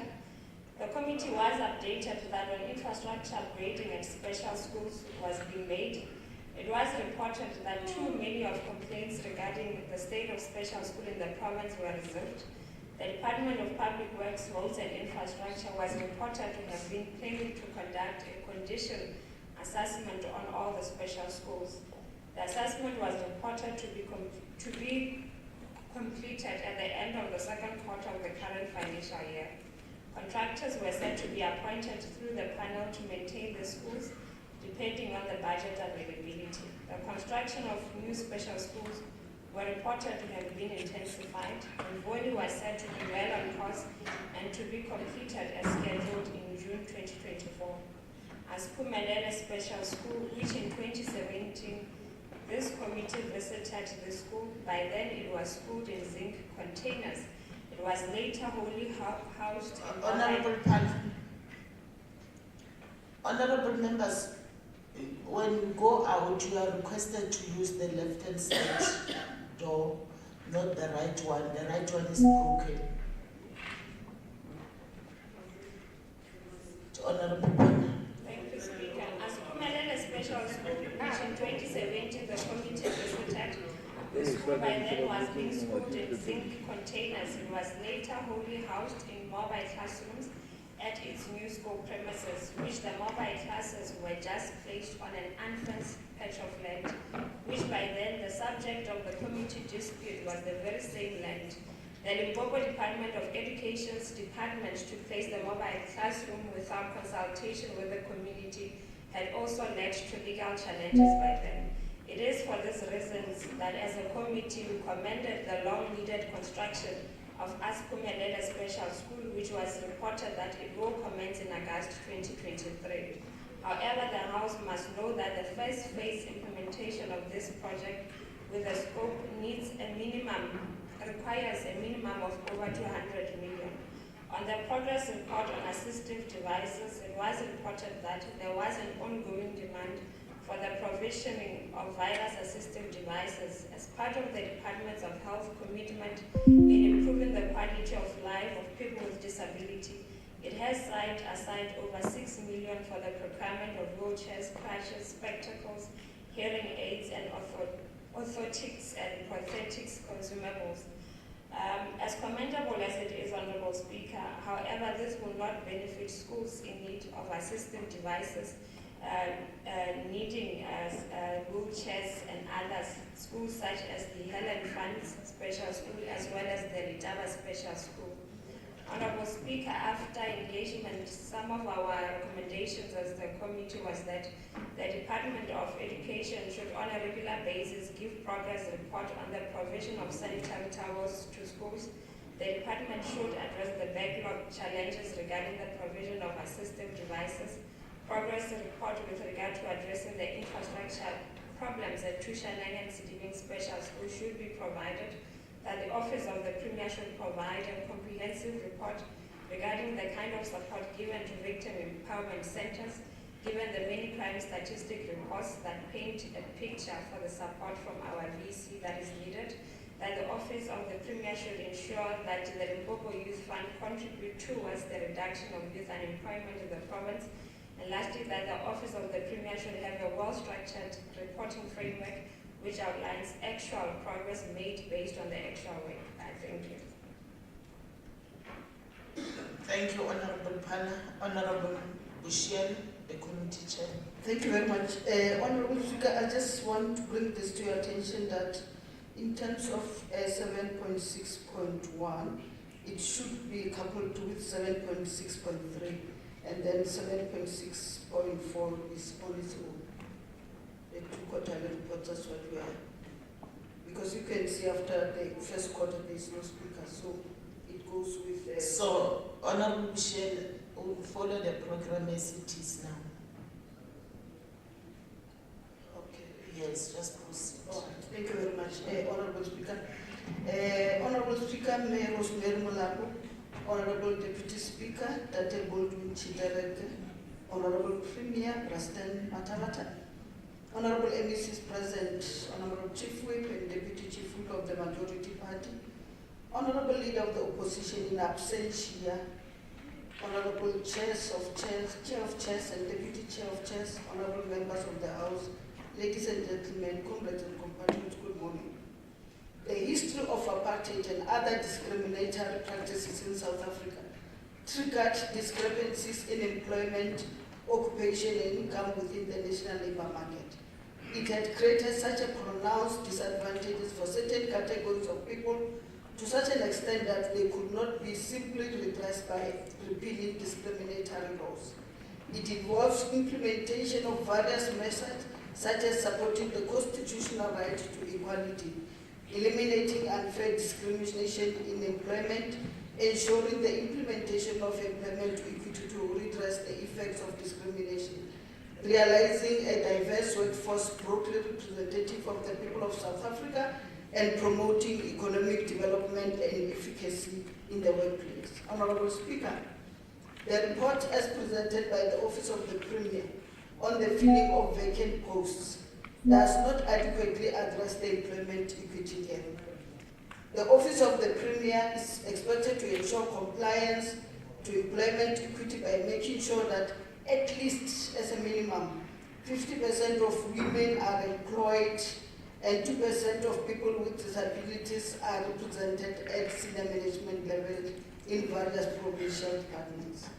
The committee noted that none of the 11 departments within the Limpopo provincial government complied with the employment equity requirements, but there is progress in terms of trying to achieve this target.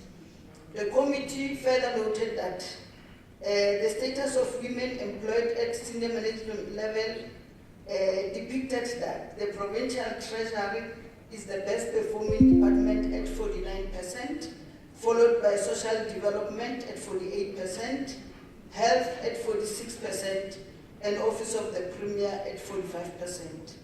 The following department needs to improve their equity targets because they are not performing as well as they should. Transport at 33.3%, public works at 35.1%, and leaded at 37.1%. Non-achievement of target is recurring, Honorable Speaker, from previous financial years, and the Office of the Premier indicated to the committee that they are taking this matter seriously and they will ensure that they follow departments to comply with the employment equity laws. Honorable Speaker, the committee also noted that the employment of people with disabilities was also not complied with by provincial government of employing at least 2% within the departments. The Office of the Premier is drafting measures to ensure that this matter is addressed. And the Premier even suggested that maybe we should go out and look for the people with disabilities. He actually said to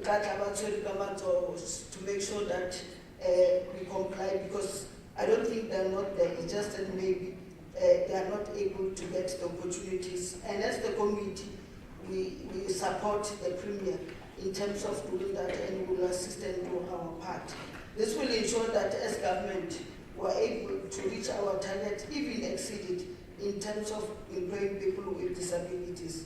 Remember, they are not disabled, they are differently abled, so they can be able to do other jobs.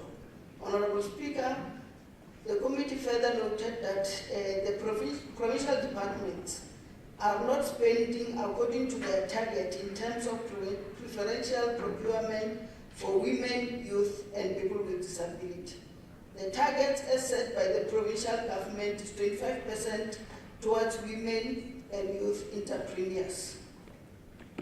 This must be done not for compliance sake, but to empower qualifying business women and youth. And it must not be done as a window dressing to be able to enrich faceless people. This must be done, Honorable Speaker, to really empower our women and our youth so that they can be able to help us to grow the economy in the province and also to create employment. In the report, it was highlighted that only 18.2% and 8.18% procurement opportunities were awarded to both women and youth respectively. The committee will play its oversight role to ensure that these targets are achieved by the provincial government under the guidance of the Office of the Premier. The Office of the Premier is also expected to ensure that at least 7% and 3% of the procurement budget is awarded to people with disability and military veterans. The Office of the Premier indicated that they're trying as much as possible to do that, but the challenge is that not many military or none of the military veterans are coming forth to be able to claim this 7% and 3%. So the OTP, Office of the Premier, indicated that they will make sure that they also go out and look for them where they are able to do their responsibilities or they need empowerment, they'll be able to do that, and that they will increase the number of qualifying members of the designated groups to bid through leaded enterprise development program. The committee will work with the Office of the Premier to make sure that the enterprise development program is implemented. Honorable Speaker, also in our province we have NASISPA. The Office of the Premier indicated that 55,000 jobs were created for youth and women in our province.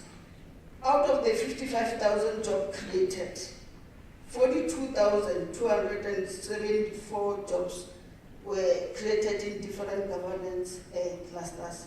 So it is not true that our government is not creating, or the Limpopo province is not creating jobs. Jobs are being created and people are being implemented. But we urge the Premier, as we said in our committee, that he needs to be the face of this job creation and let people know what we are doing as government to be able to address the unemployment in our country. Honorable Speaker, the committee, having considered the fourth quarter performance report on special programs of the Office of the Premier, recommend to the House to accept the report and that the Office of the Premier should comply with the recommendations of the committee as aforementioned. Honorable Speaker, I therefore move on behalf of the committee that this report be adopted as the report of this August. I thank you.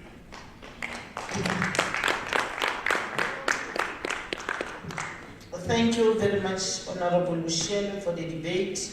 We may now move to 7.6.3, the 2023-2024 first quarter performance report. Thank you very much, Honorable Speaker. Today I'm sixth guard. As the chairperson, I hereby table the 2023-2024 first quarter performance report on special program. I therefore move, Honorable Speaker.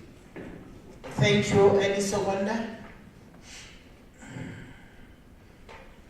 Honorable Selane.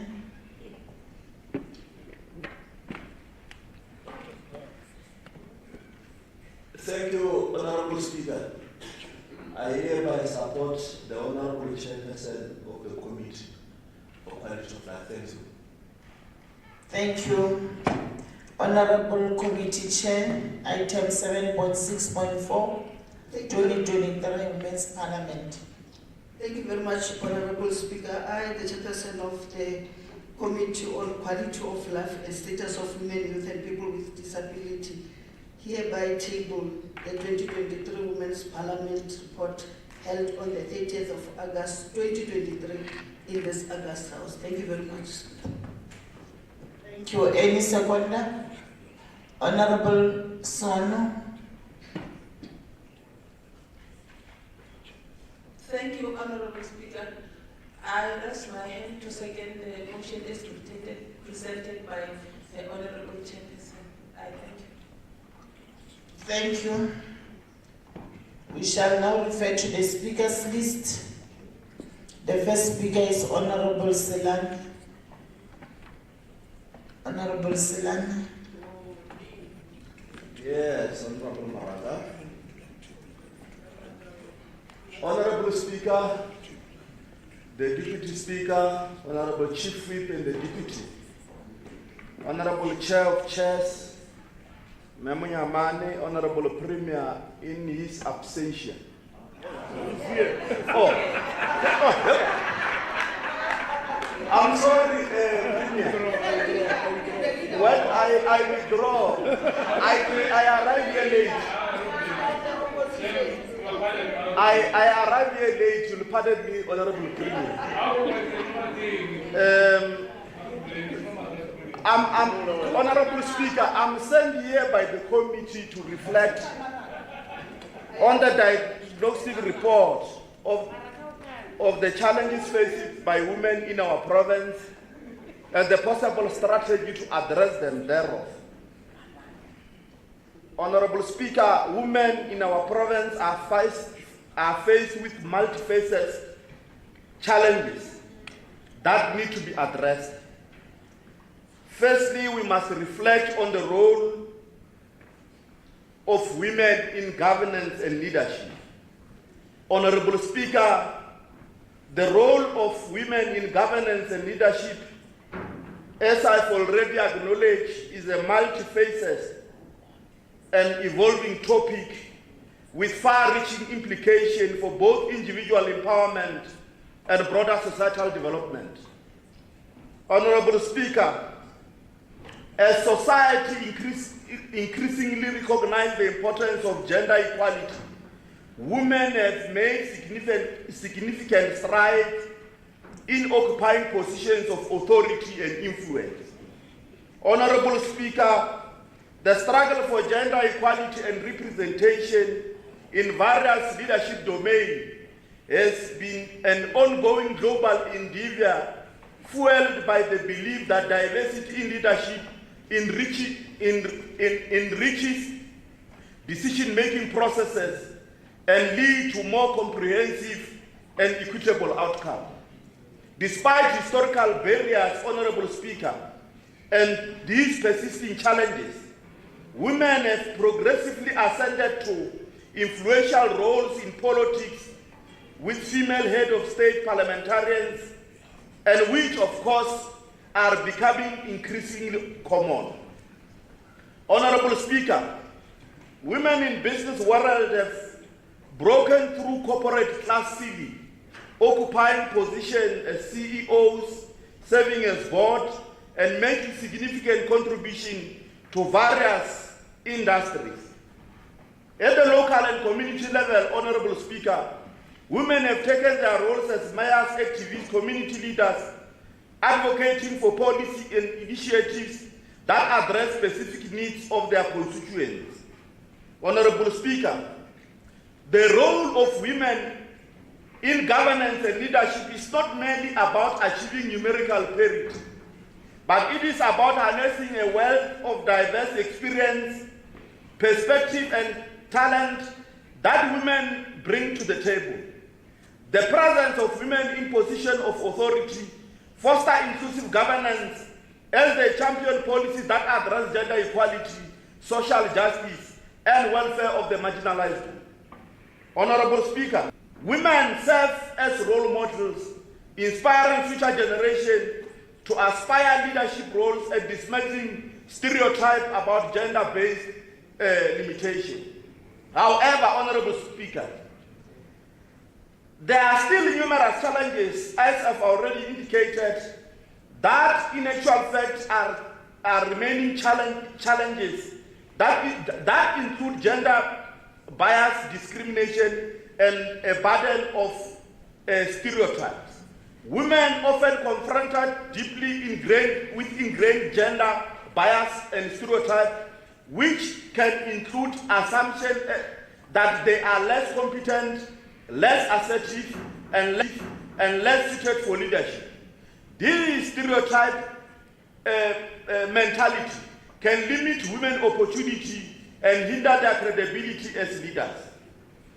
However, Honorable Speaker, women continue to be underrepresented in many leadership positions. This lack of representation can make it difficult for women to gain access to networks, mentorship, and opportunity for advancement. Women in leadership, Honorable Speaker, faced with higher expectations and be held to different standards to their male counterpart. They are criticized for being too assertive or too soft, making it challenging to strike a right balance. Balancing leadership role with family responsibility is a challenge to many women. Honorable Speaker, the scarcity of female role models and mentor in leadership position can make it more challenging for more women to navigate their career and gain necessary guidance and support. Honorable Speaker, women in leadership position face challenges such as harassment, discrimination, and even violence, particularly by male-dominated group. These experiences have detrimental impact on their mental and emotional well-being. Women have less access to resources, including funding, networks, and opportunities for professional development, which of course can hinder their progress in their leadership role. Male-dominated political and organizational cultures created a hostile environment that make it difficult for women to thrive and advance in leadership role. This has heightened the media scrutiny and public criticism, which can deter women from entering politics and accepting the leadership position.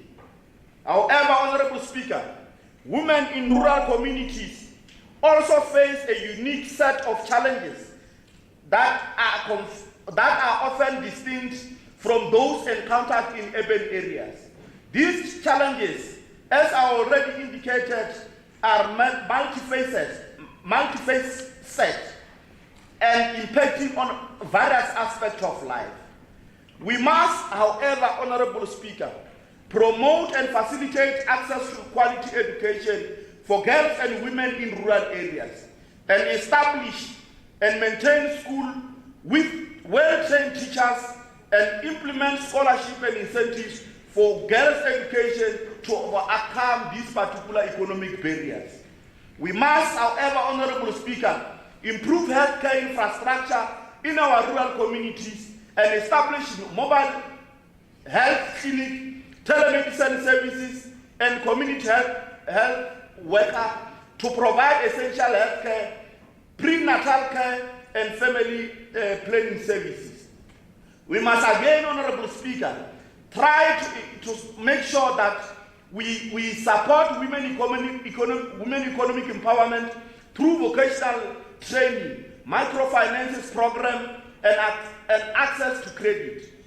In this manner, we should also encourage them through entrepreneurship and provide resources for them to overcome these challenges that I've already indicated.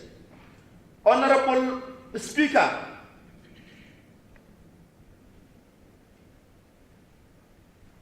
these things are too many. We must, Honorable Speaker, support, we must invest in rural water supply and sanitation projects to ensure clean water sources and proper sanitation facilities that are accessible to rural communities in order to provide hygiene and sanitation. We must implement awareness campaign program to prevent and address gender-based violence in rural areas. Establish safe spaces and support systems for survivors. Strengthen the legal framework that will, at the ultimate end, protect these particular women. We should advocate also for land reform policies that promote women in land ownership and inheritance rights, and provide legal assistance and education to help these women to assert their property right. Honorable Speaker, we must expand access to technology at the same time and internet in rural areas so that we provide training in digital literacy and promote the use of mobile phones and community radio for disseminating information. We must at the same time, Honorable Speaker, encourage women to participate in local governance, community decision-making, and leadership positions. In doing so, we should promote gender-responsive policies and ensure that women's voices are heard. We must develop infrastructure and transport networks to connect rural area to market.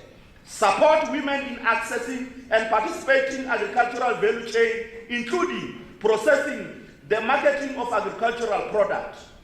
Honorable Speaker, without wasting time, we must strengthen the legal framework of this women's rights, including their right to property, access to education, gender-based violence.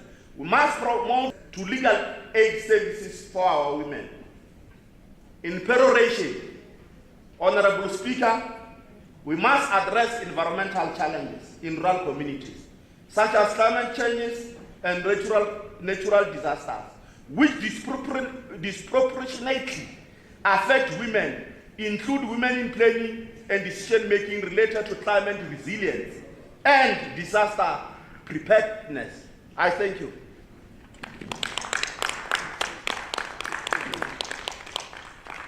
Thank you, Honorable Pashen.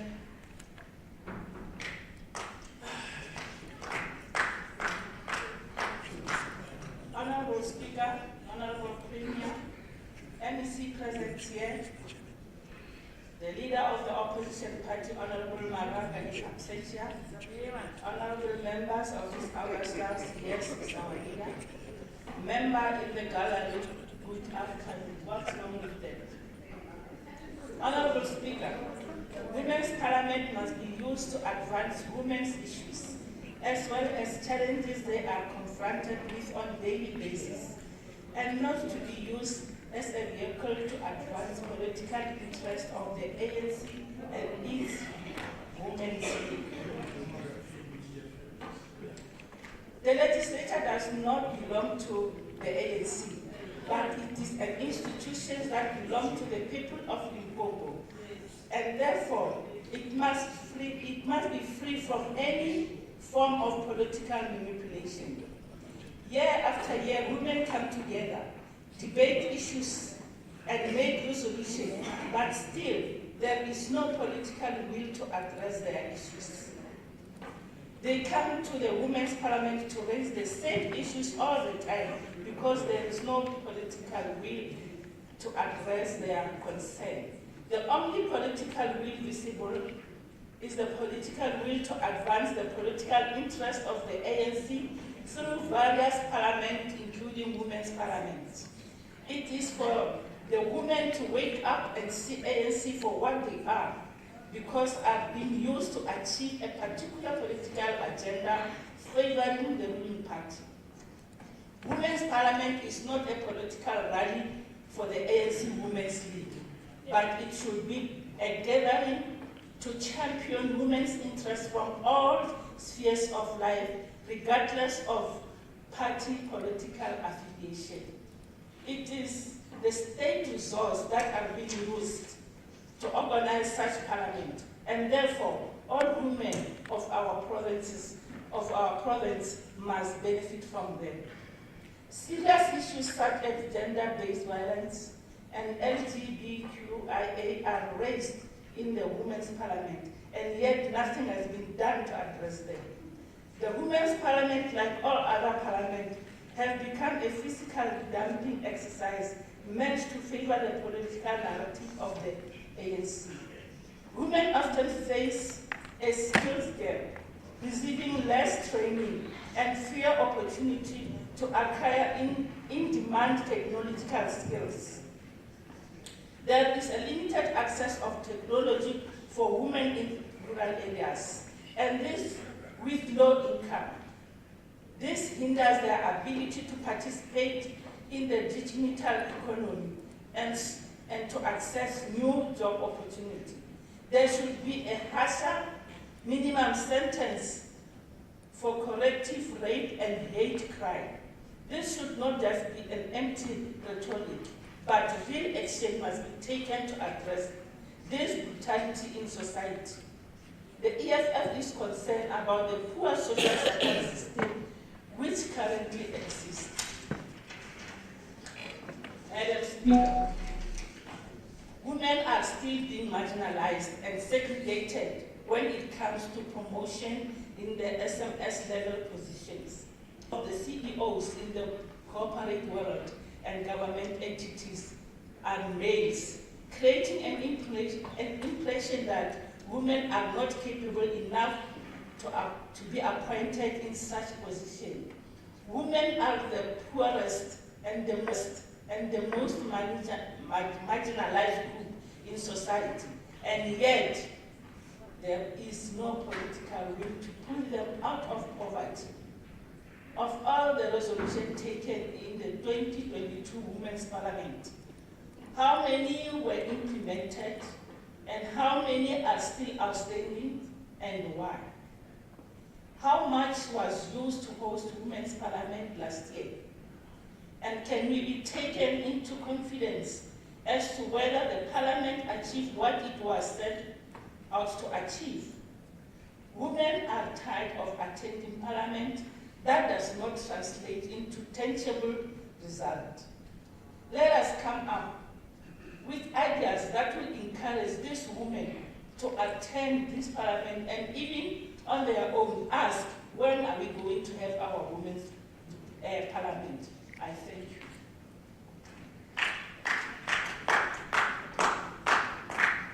Honorable Khan.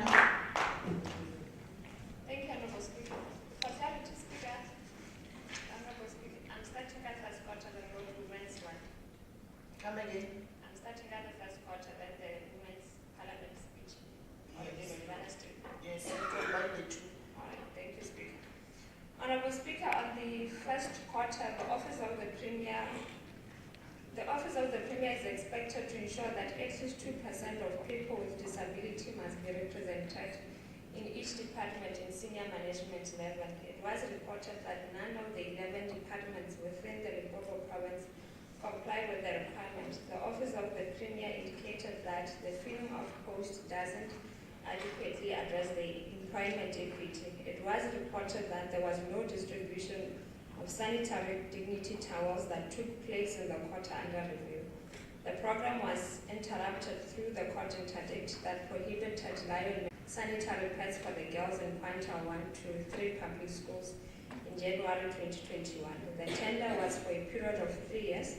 The award of the tender had since been reviewed and set aside. To address this, the Office of the Premier reported that the Department of Education is in the process of transferring funds to schools in order to purchase the sanitary towels for the rightful beneficiaries. The circular of the guidance on how to procure and distribute to the identified girls learners was said to have been in its development stages. Honorable Speaker, it was reported that the Department of Education had established a program to upgrade the infrastructure in public special schools. The renovating at Shilomsiku special schools were complete. The Speaker can actually back me up on this one. We were there under her Mandela Day program and assistance to the school this year as the legislature on Mandela Day. Honorable Speaker further reported that a bid had been awarded to construct all facilities to enable the minimum functionality of the Aspumelele Special School. The Tlatleng Special School, which during one of the DA's oversight visit only had 2 blocks of classrooms which were built by a nearby mine, which were also still insufficient by then, with grade R learners having been accommodated in a zinc-contained structure with no air conditioning and inappropriate sanitation. It was reported that the construction of new sanitation facilities was underway, and as a committee we hope that classroom blocks will follow. Honorable Speaker, some of our recommendation after the first quarter engagement was that the filling of vacant posts should address the employment equity gap. The committee should be continually furnished with progress report on the infrastructure project of special schools. The committee should be provided with a progress report on the provision of sanitary towels in school. Honorable Speaker, as I move to the Women's Parliament debate, as a committee we implemented one of our strategic plans for this current year committee work, being the Women's Sectoral Parliament, where women from various backgrounds were afforded the platform to debate on motions adopted by the committee, being motion of challenges of rapid technological development and threats to women's sustainable livelihoods, creating a resilient and responsive government system in digital times for improved women access to services, advancing women inclusion in the digital world of technology as a way to promote gender equality, encouraging safety and protection of the LGBTQIA+ community for equal human rights and informed society. Honorable Speaker, the women debated and this recommendation were part of their debates and speeches.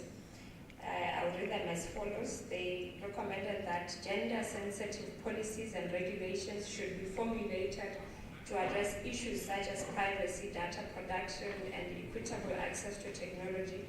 Efforts should be made to bridge the gender divide by providing affordable and reliable internet access, digital literacy, training and access to digital tools and resources.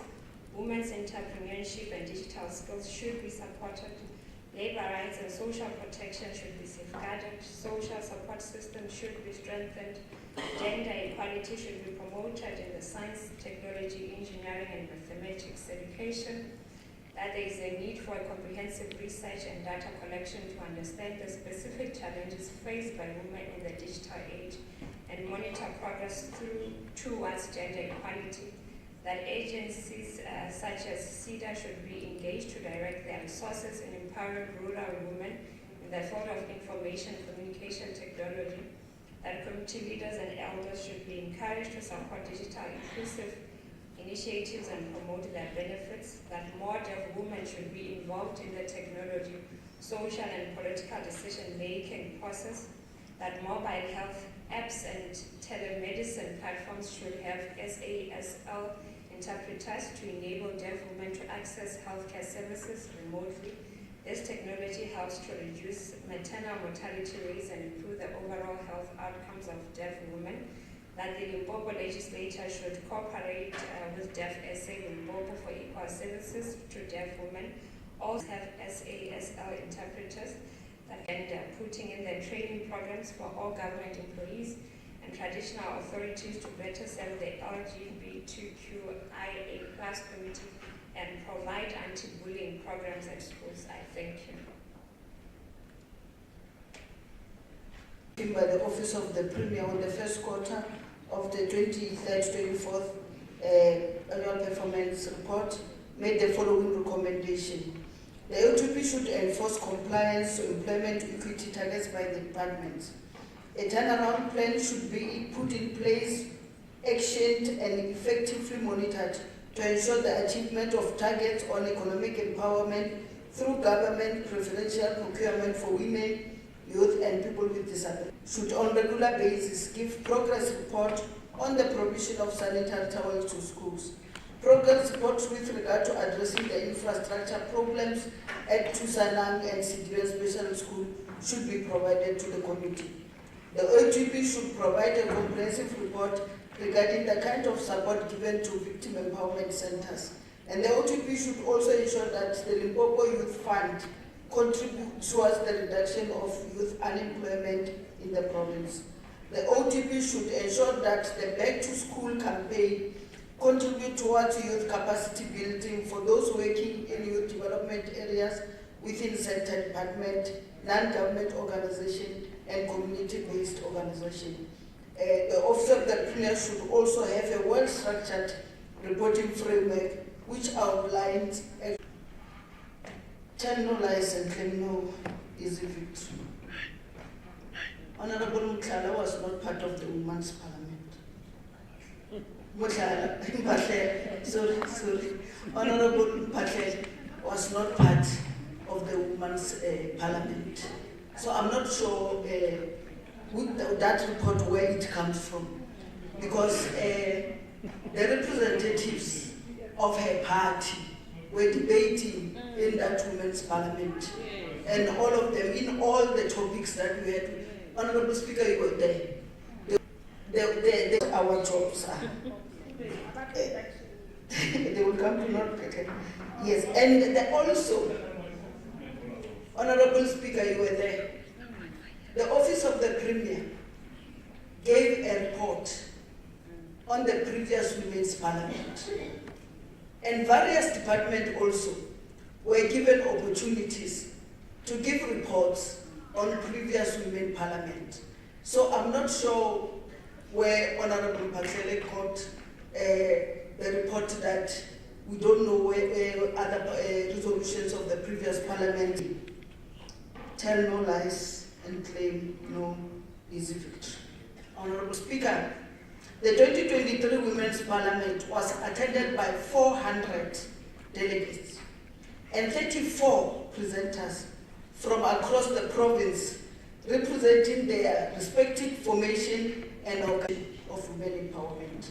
This year's event was celebrated under the theme, I quote, digital, from gender-responsive digital learning to tech-facilitated sexual and productive healthcare. The digital age represented an unprecedented opportunity to eliminate all forms of disparity and inequality, as an article that was quoted also from the United Nations. We must bring to the attention of the House that acquisition of skills in digital technologies by women is very critical for their empowerment.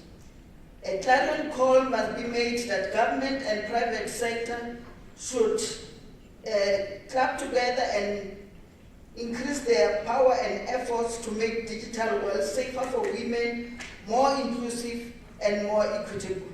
As government, we must commit ourselves to using technology and innovation to drive gender equality forward. Honorable Speaker, as we were in that parliament, there were many people with different disability who took part in the debates. And it was very enriching. I think we were even taught some sign language. As you hear them talking about the technologies, some of us who are fully able to didn't even know about them. So the issue that we don't have qualified disabled people can be true. I think it was disapproved in that Women's Parliament. Honorable Speaker, women in rural areas may lack the infrastructure necessary to access the internet, but we know that government is trying as much as possible to make it accessible. This is so because in every area in South Africa, almost everybody has got a cell phone.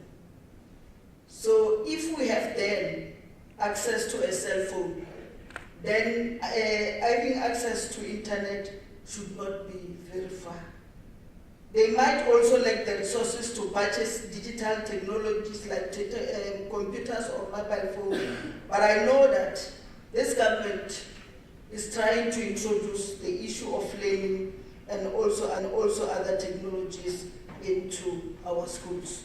So bridging the digital divide is crucial for promoting gender equality.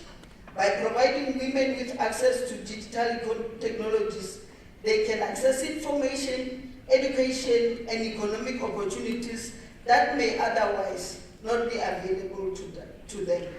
If it's done properly, women can also access financial service and markets to start their businesses and connect with potential employers and customers. This was alluded by women pressing on the motion, advancing women inclusion in the digital world of technology as a way to promote gender equality. The other motion presented made their views on challenges of rapid technological development and threats to women's sustainable livelihoods. Where to from here? In that debate, women were able to say where we are now and crossing this digital divide. What do we need to do from here? There is a need to start encouraging girls to pursue science, technology, engineering, and mathematics STEM at high school levels. STEM education and careers is an important and first step in breaking down barriers and increasing the representations of women in these fields.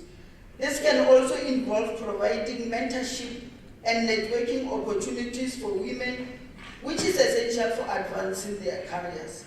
Mentors can offer guidance, support, and advice on navigating the often male-dominated field and can help overcome barriers such as biasness and discrimination. Networking can also help women build relationships with others in the area and access opportunity for career advancement. The government must take responsibility in ensuring that barriers in technology which creates the digital divide are removed through policy making. The government must deliberately create working entrepreneurship ready to advance digital technologies.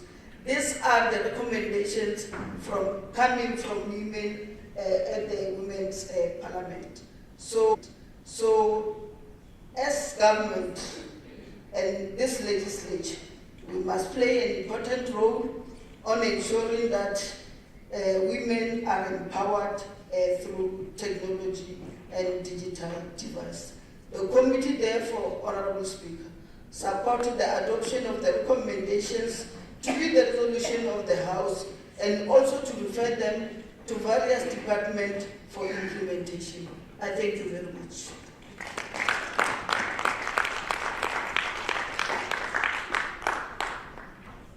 Thank you very much, Honorable Bushian. We shall now call upon the Honorable Premier to respond to the debate made by honorable members.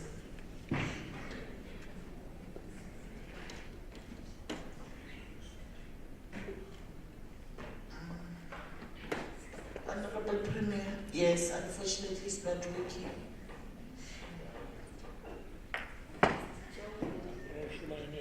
Thank you, Honorable Speaker. Honorable Speaker, Honorable Deputy Speaker, Honorable Chief Whip of the Majority Party, Honorable members of the Executive, leaders of the opposition parties, honorable members. I think, Honorable Speaker, honorable members will agree with me that the DA committed a very grievous mistake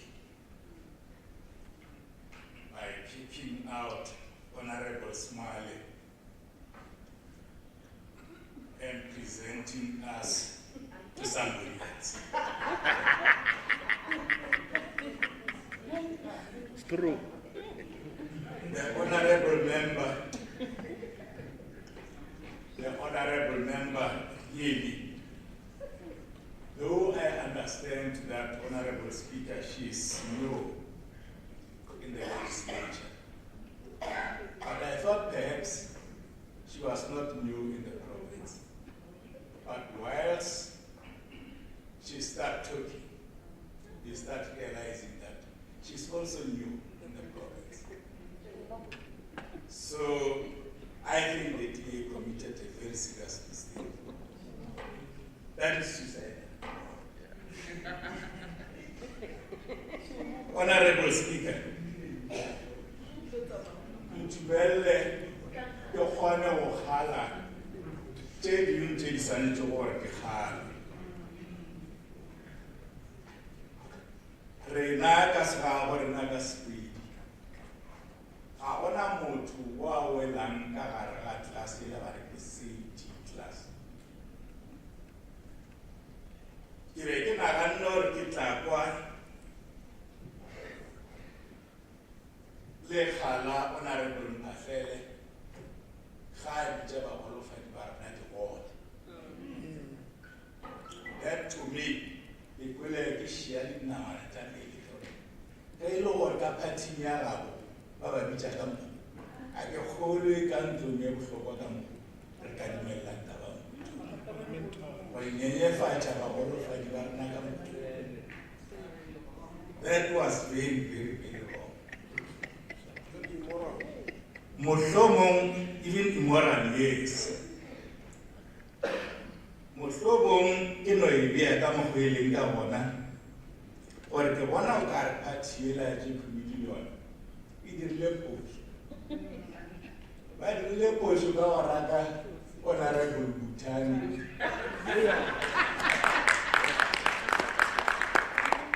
But shia bana ba modimo ba ba shia le seshoko seshoko sa ene tšea sa dilatlhela šokeng jale šidio di ja ke dibatana tša naga le ge di ja mabele ga ba kgone go di gala ba no gore ba golofadi ba nna ke dikgole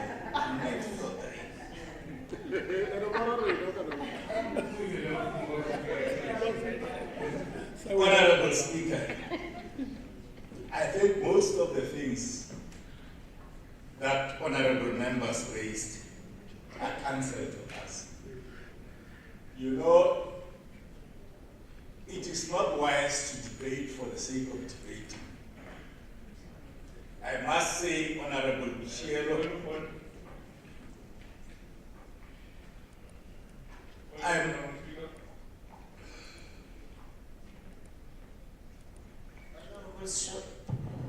Thank you, Honorable. May I make a clarity that Honorable Butani was never chased away out of this. Was never expelled. Honorable Butani, the registrar.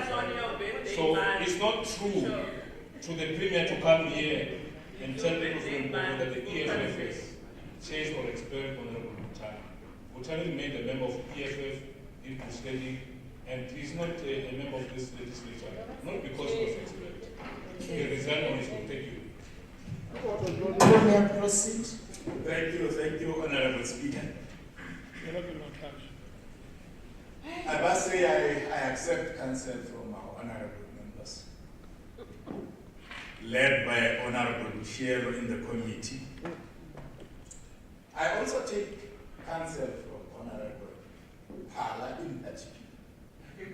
I think the manner in which she was setting and putting out the points for her debate were really empowering. Hence, I'm saying you don't ordinarily have to debate for the sake of differing. And you don't necessarily have to be arrogant to be heard. You need to program and put your facts in a particular sequence that they persuade the other party to understand your point of view. Like Desmond Tutu would say, you don't have to make noise to be heard on Honorable's show. You don't have to make noise to be heard. Them properly and present them in a manner that they can persuade the next party. So hence I'm saying I really take counsel from her. Honorable Michelo, I think you have said everything to such an extent that most of the points that I thought I was going to respond to, you responded to them. But one last issue, Honorable Speaker, that I want to raise is that this ruling party, the African National Congress of Oliver Tambo, Walter Sisulu, Nelson Mandela, Winnie Mandela, and many others, this glorious movement have proved historically that it takes the rights of the women seriously. It can be correct that when we, as the ruling party and government, per se, decide to allow the women to go and sit down, plan, discuss common issues that affects them, they are referred to have been sent to a dumping ground, as if it is like that is disrespect for our women. Hence, I am saying, perhaps we resign, or push or resign, are saying, are good, are backward. Perhaps are backward. But really coach. Because, like, Okapa Mosaya Emel Laga Rabanal Basajua Ari, basadi ga ba kopane ba bolela tša sesadi a re ba ile jumping ground a se lehlaka lona leo go ra gore basadi ba le kitlakala. So it can be right for Otemo and use such abusive language in such an august house like this. We respect our women, hence we are the only party that took a clear resolution that in all our structures, as the ruling party, at least 50% shall be constituted. It can be 8 or 6, it can be less than 50%. And if that is not progressive enough, if that does not portray the fact that this ruling party respects women, I don't know what else. It was this ruling party, as early as 1954, Honorable Speaker, that this ruling party went out and produced what they called the Women's Charter. In 1954 already, the ruling party, the African National Congress of Mercy Sue, Helen Joseph, and many others, they decided for what they call the Women's Charter that outlined how a woman should be treated, that outlined how a woman should be empowered, that outlined the role that a woman should play in both the revolution and life and the general. So it can be right that this ruling party does not take women seriously. We take them very seriously. Hence, we are employees of this very glorious and important movement. And we are happy about it. And very proud about it, for that matter, that we are not deployed by an organization that will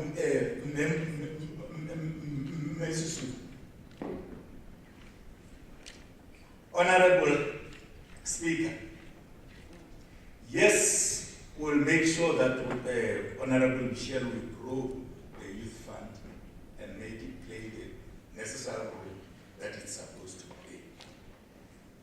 I think, let me thank honorable members and say we have taken counsel and we are definitely going to implement all what the honorable members are requesting or instructing us to implement. I thank you, Honorable Speaker.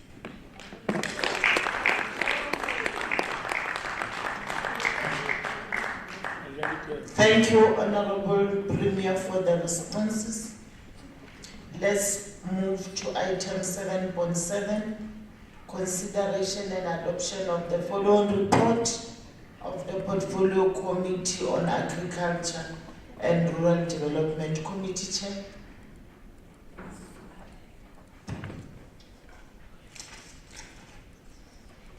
Morning, Honorable Speaker, and the House at large.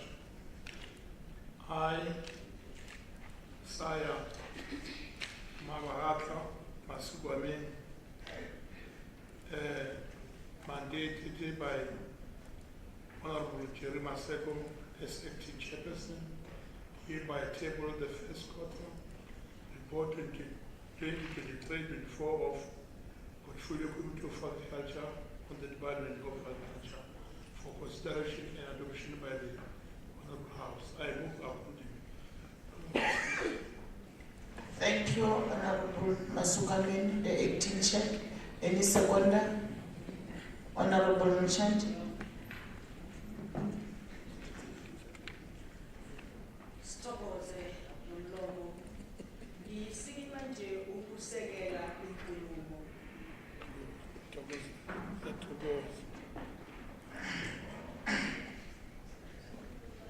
Thank you very much.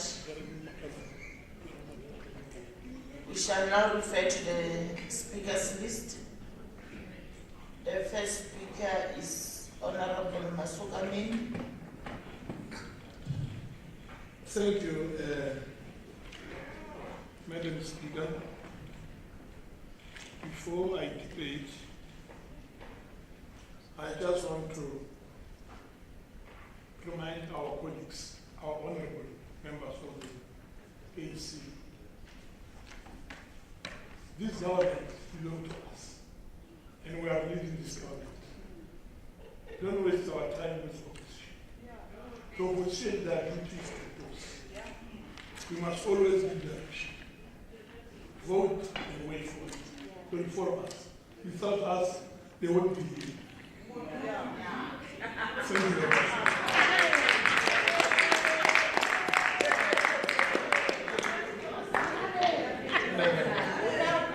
Honorable Speaker, Honorable Premier, Honorable Deputy Speaker, Honorable Chief Whip of the Majority, Deputy Chief Whip, Chair of Chairs, Deputy Chairs, Leader of Opposition, and honorable members of this August House, good afternoon. Thank you very much for this opportunity to debate on 23-24 first quarter performance report for the Department of Agriculture and Rural Development. The Portfolio Committee was briefed. Agriculture is remaining one of the key sectors identified for the growth of our provincial economy. While the sector is still dominated by primary production, the provincial government is putting efforts for agro-processing through various policy interventions, including the revitalization of agriculture and agro-processing value chains under the umbrella of Limpopo Development Plan. However, there is a need to be intensified implementation of the key expansion in order to transform the economy from its colonial status through processing and beneficiation of raw materials. This will help the implementation needs to be ensured that the goals of this plan are achieved. Honorable Speaker, the Portfolio Committee continues to play its role in ensuring that the Department has implementation of the resolution that were made as well as on the committee list. We commend the Department on the progress made so far and the fact that the Department achieved most of its targets during the quarter under review. However, the committee is concerned about the outstanding reports on not just current status with regard to forensic investigation. The current plan of the department as well as the acquisition of the land and the amount that the company is owing the land owner. This is an important matter since the provincial government has already invested a lot of funds, while there are farmers who are waiting for benefit from the operation of this project. Honorable Speaker, we also urge the department to further submit the report on consequence management on officials involved in expenditure and wasteful and fruitless expenditure. The infrastructure projects reports should provide more details on the number of projects as well as state of implementation financial information. The department should further implement the recommendation pertaining to all these reports.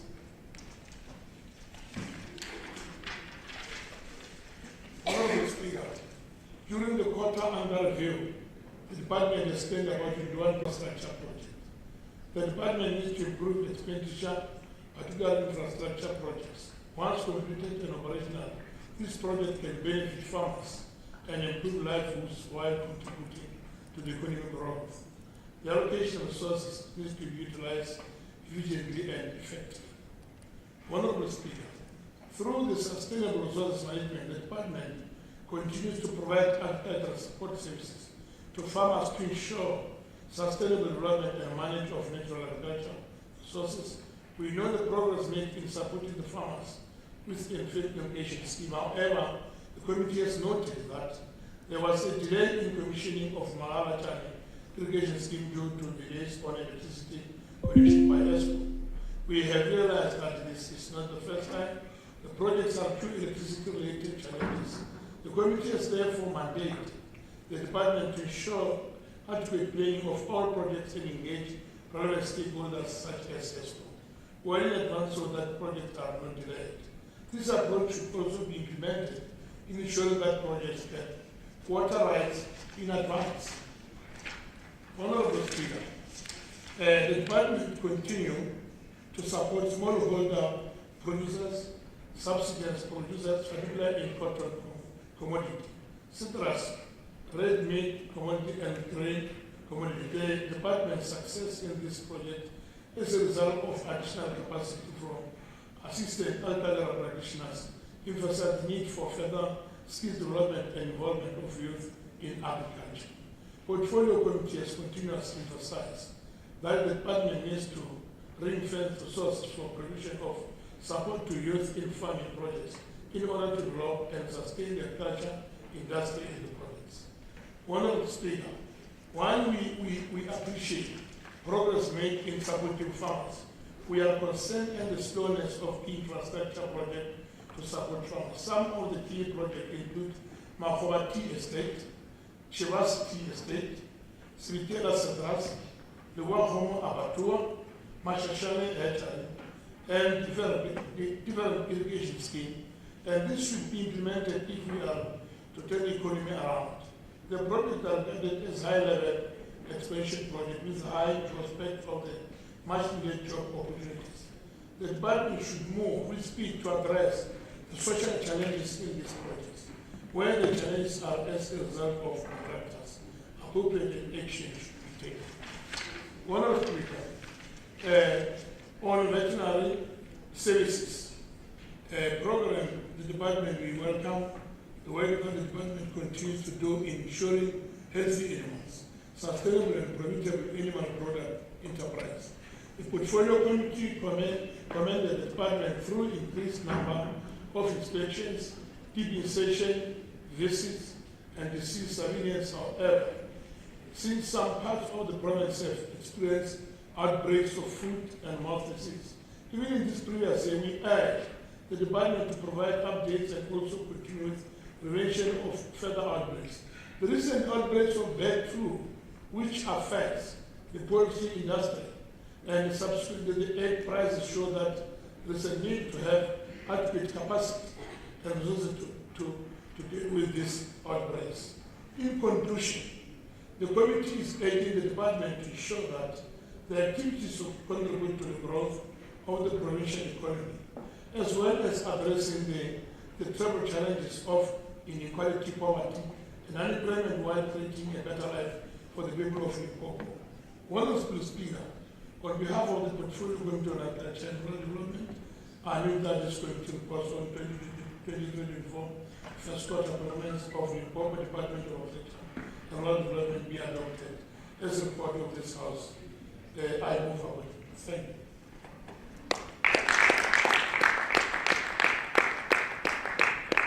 Thank you, Honorable Masukene. Honorable Sishoka.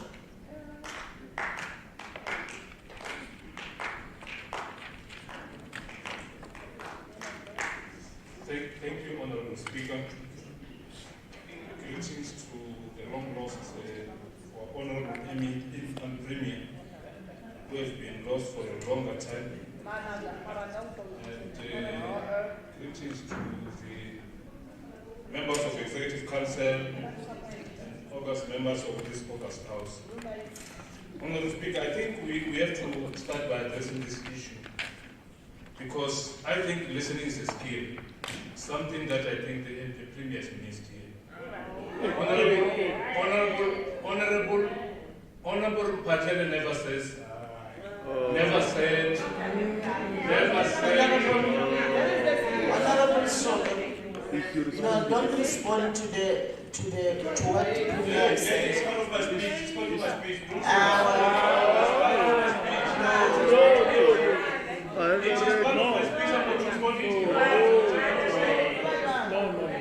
Honorable Pachela never said that the exercise is a dumping ground. She said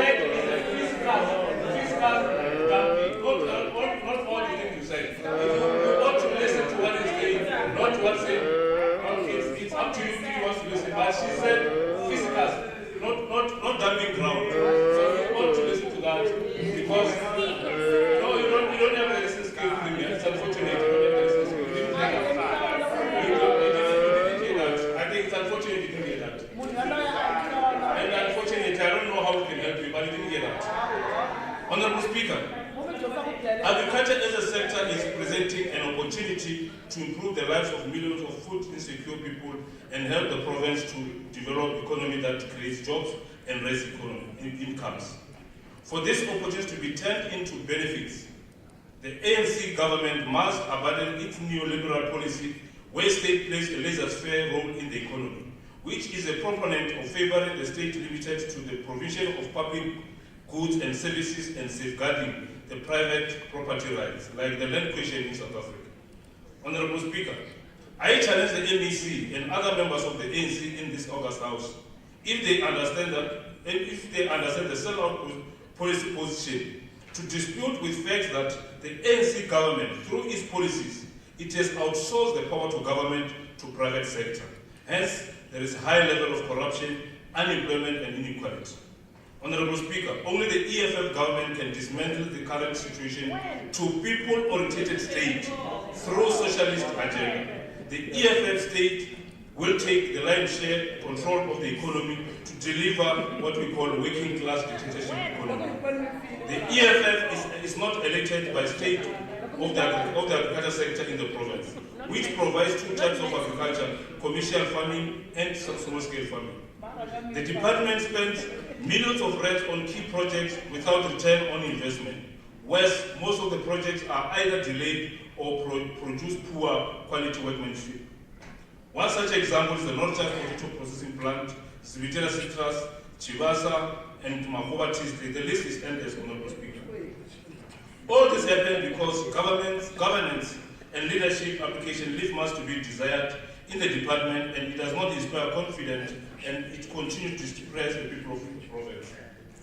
Honorable Speaker, in the periods under review, Program 3, which is Agriculture Producer Support, poor performance continued from the previous year, and the EFF is concerned because this program is the core business of the department and was allocated more than 60% of the goods and service budget.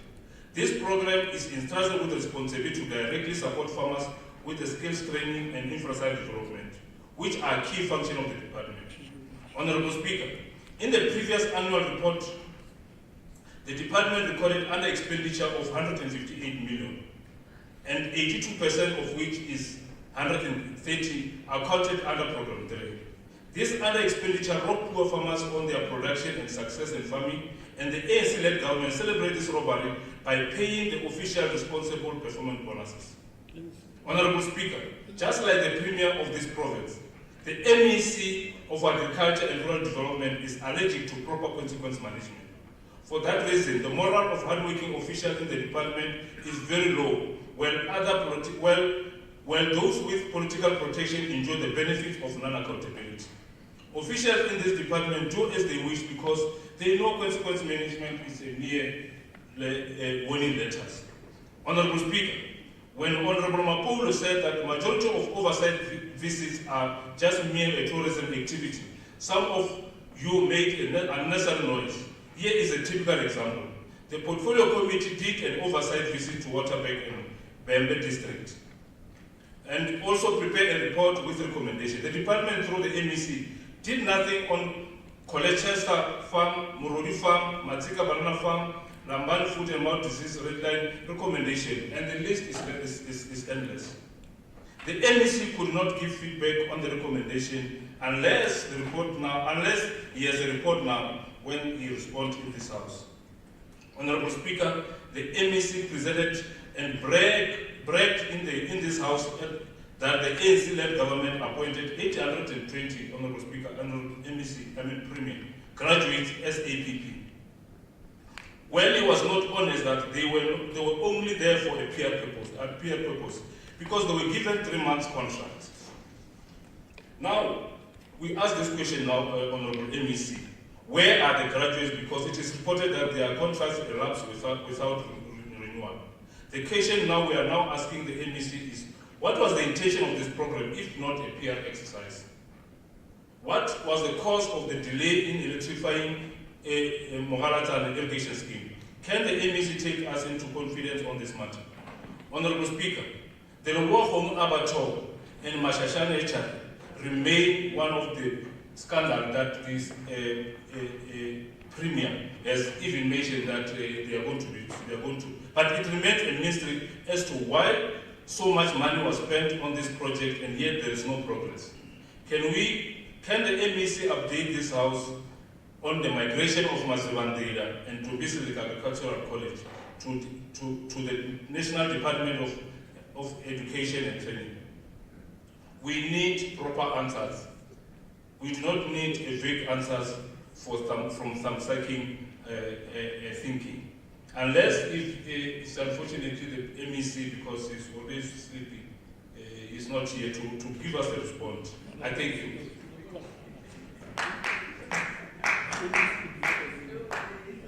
Honorable Wilson. Thank you, Speaker. A report is a report. When it is transparent and fair, a report is easy to pass. However, the contents of the report must be considered, and there are areas of major concern. One must consider all the information, and if in fact information is missing, vague information is unsettling, and allows people to consider that perhaps something is being hidden. For instance, the Mogalatan irrigation and, like the Flash Boom FPSU, while projects were completed, they were not able to function because of the Eskom's delay in the electricity connections. Sadly, we believe that the possible delay in connections by Eskom is related to non-payment of Eskom and electricity, and not the incompetence of Eskom themselves.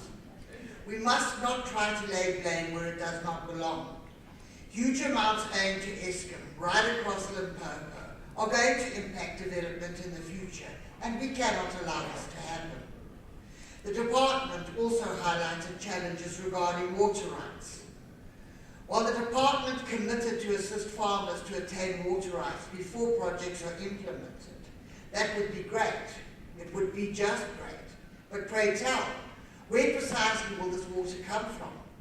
Boreholes are not maintained, equipped and not properly secured, and therefore there is huge theft of pumps.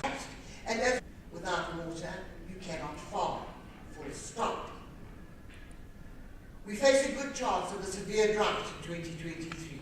And should this happen, there will be devastating effects on farming in Limpopo, with the smaller farmers bearing the brunt, especially with no infrastructure to fall back on. We must know what preparations are in place to deal with this. Since we got this report, we were witness to an outbreak of avian flu. It was a disaster. I must thank my DA colleagues in the National Assembly for driving this issue so intensely that we got forced assistance from the National Department and the Minister. In a response to a question to the Minister in the National Assembly, which we received just a few minutes ago, Limpopo has a vacancy rate of 26% for veterinarians. This has been the same case since 2019. It has not changed at all. Why? Tell me why. Veterinarians play a critical role in agriculture, and had we had sufficient vets in Limpopo, we could possibly avoid and pick up outbreaks of disease early and avoid devastation in any sector. It's just not acceptable. The report was concerning because there was insufficient information being given about progress in current situations, like on the Makobati estate and the Leboa abattoir. These have been contentious and cause for concern for years, and yet it would appear no progress is being made. A discussion with regards to the Zebedelia citrus farm, monies and content on the farm, loaded up and moved out anything of value on the farm, including infrastructure. There is literally nothing left, bar dying to attract potential investors. The 500 permanent and seasonal workers have been laid off, and those still living on the farm are pleading with water to be delivered to them. They have had none for 5 weeks, and they have no electricity or pumps to try and get it. It has been an absolute disaster. Where was the return? Ask that this department stays on track. But let's not lose focus of where we are and where we need to be, and look after the farmers of the province in Limpopo. I thank you. Thank you. Honorable Maris.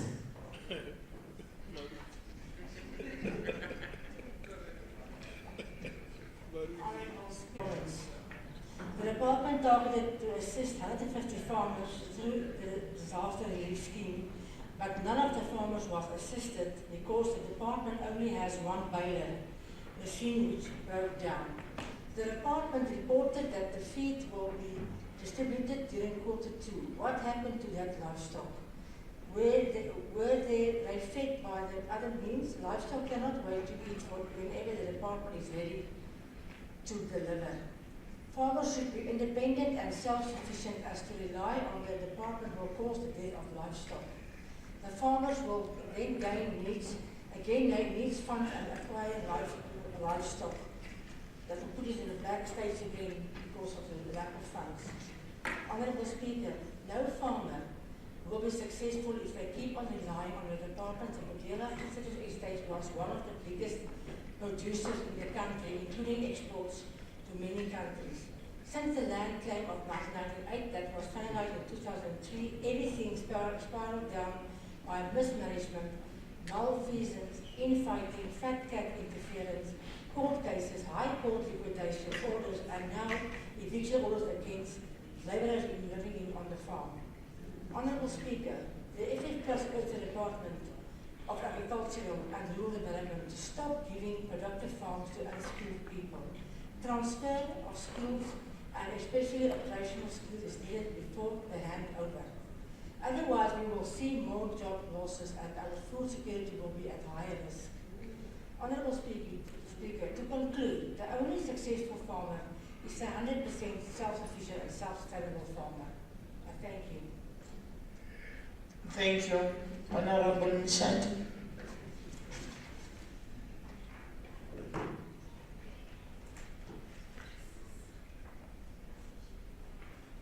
Honourable Speaker,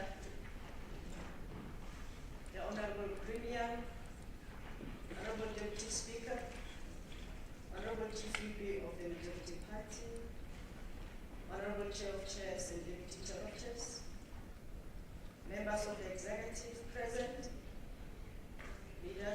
leader of opposition in absentia, honourable members of the August House, support staff, and the guests in the gallery.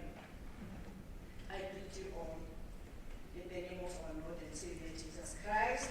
Madam Speaker, allow me to join the rest and reiterate the salient point that any form of war is an affront to our basic decency and humanity. It is a gross violation of all fundamental human rights, and there is no excuse for it. And that is why the African National Congress NEC found it paramount important to include this debate on their agenda in the previous meeting a few days back. It is because together we have the power to do something in our individual countries as a collective and as a nation. As the word of God said in Psalm 104 verse 14, it says, God makes grass grow for the cattle and plants for people to cultivate, bringing forth food for the earth, wine that gladdens human hearts, oil to make their face shine, and bread that sustain the hearts. Food security is a global issue that affects everyone, including you and me. It refers to the availability, accessibility, and affordability of food for people at all times.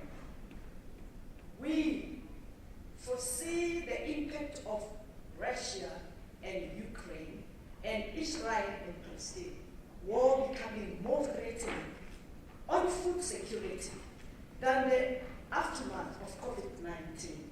We have seen and experienced a deadly pandemic, devastating our economy and destroying our people's livelihood. Indeed, we have lived through various stages of a pandemic that has stalled progress and growth. A pandemic that has reversed the gains which have accumulated over the years.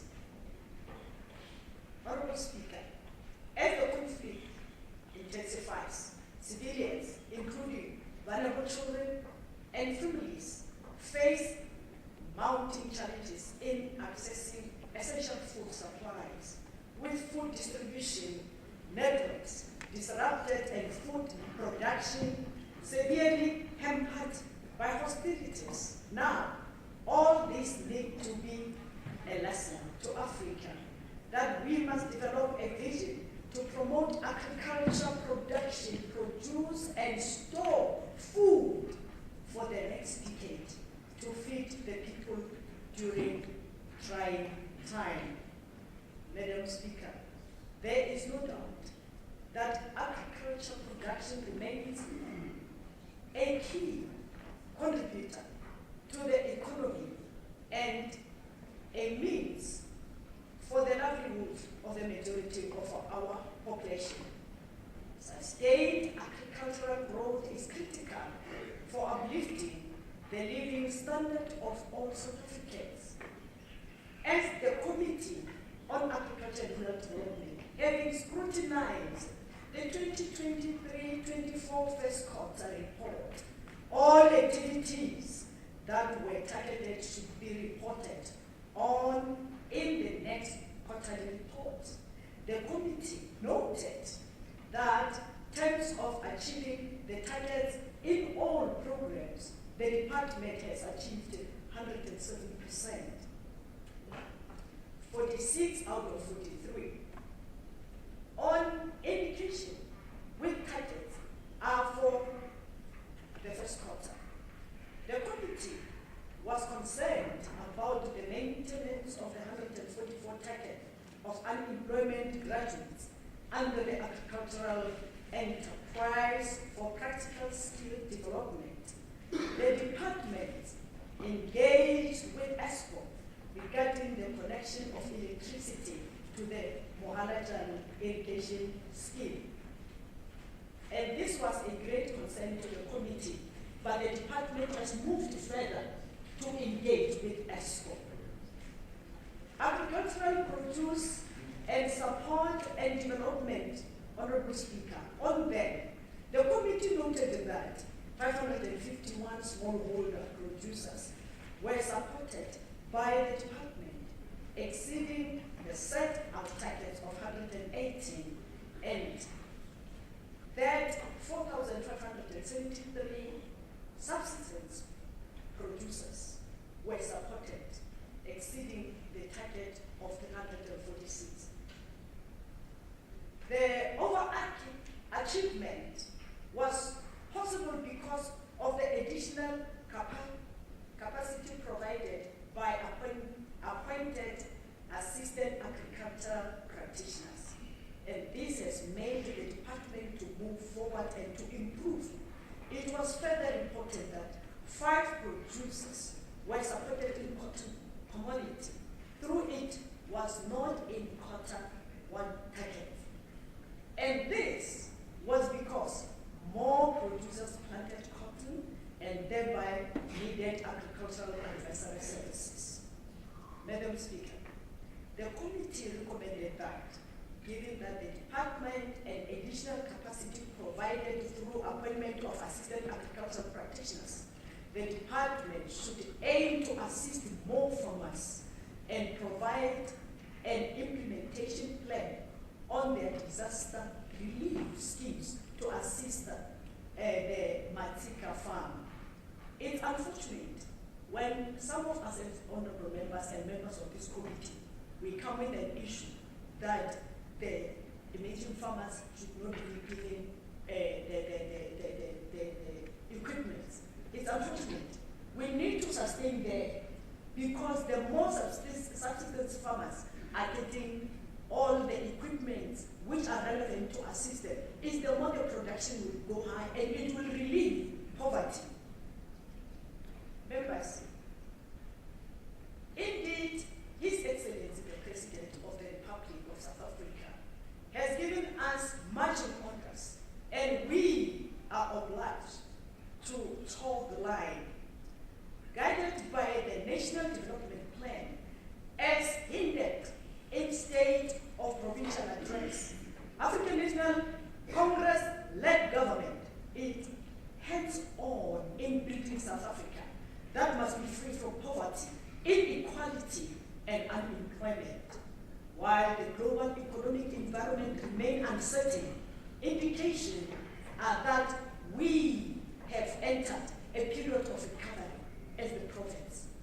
The National Development Plan implores us to build an active citizenry that participates in democratic governance and takes responsibility for their own development through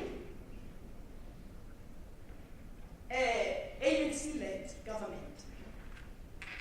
We are looking at recruiting the young boys back to do the work and to be safe and to be trained and to be equipped so that they can stand on their own rather than running companies which doesn't help them, which like PTYs and limited organization and further. To make sure that the African National Congress continue to take the lead in building communities and training and even equipping young people to can stand and create their own job and become entrepreneurs. And this in agriculture, it will make sure that many people who are not employed will get the opportunity. For a fact, the African National Congress remain the party of choice for the citizens of South Africa. Madam Speaker, in respect of the land care sub-program, it was reported that the department achieved 48 hectares of cultivated land under conservation agricultural practice. Through none was planned to be achieved in the first quarter.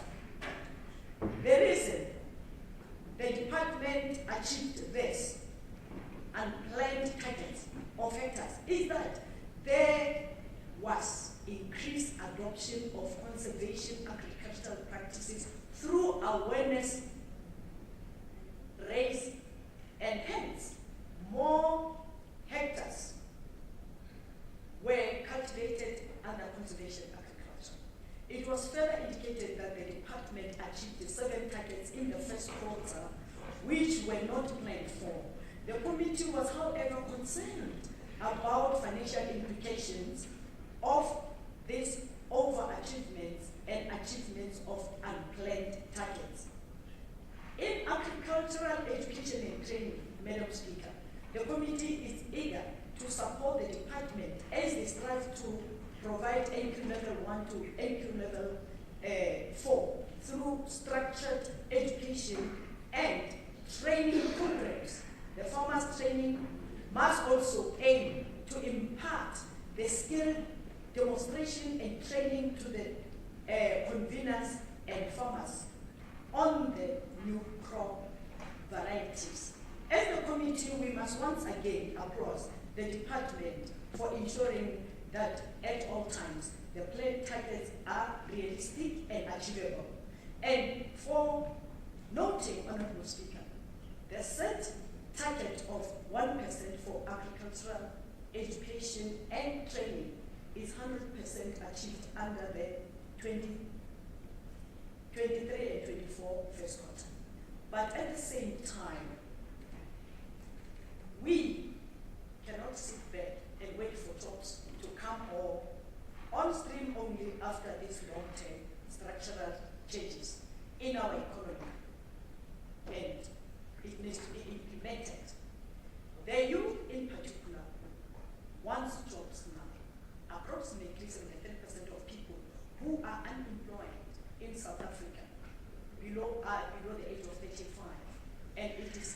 that we find a way to give the young South Africans the opportunity to work, to earn a living, and have a secure future. If we fail, the outcome will be disastrous, not just for the young people themselves, but for all South Africans who will lose the massive contribution that those young workers have the potential to make if given the opportunity to work and earn a living. Madam Speaker, during the quarter under review, it was reported that 132 participants. In conclusion, Honorable Thank you, Madam Speaker. Were trained in skill development programs and which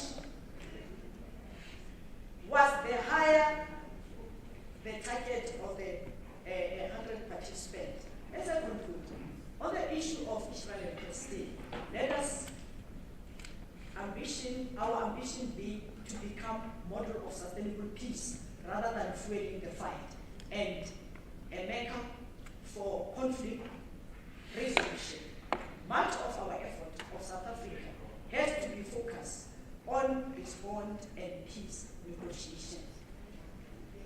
Madam Speaker, the Portfolio Committee on Agriculture and Rural Development, having considered the 2023-2024 first quarter report of the Limpopo Department of Agriculture and Rural Development, hereby move that this committee report be adopted as a report of this August House. I so move accordingly.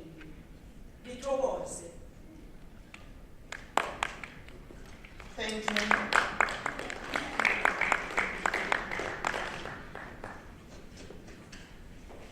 We shall now call Honorable MEC Muna on behalf of the MEC for Agriculture to respond. Thanks very much, Honorable Madam Speaker, Honorable Deputy Speaker of our House, Honorable Chair of Chess and Deputy Chair of Chess, Honorable Premier of our Province, Sten Matabata, and my colleagues in the Executive, Honorable members of this August House, ladies and gentlemen, I'm responding on behalf of the Honorable MEC Tamuko.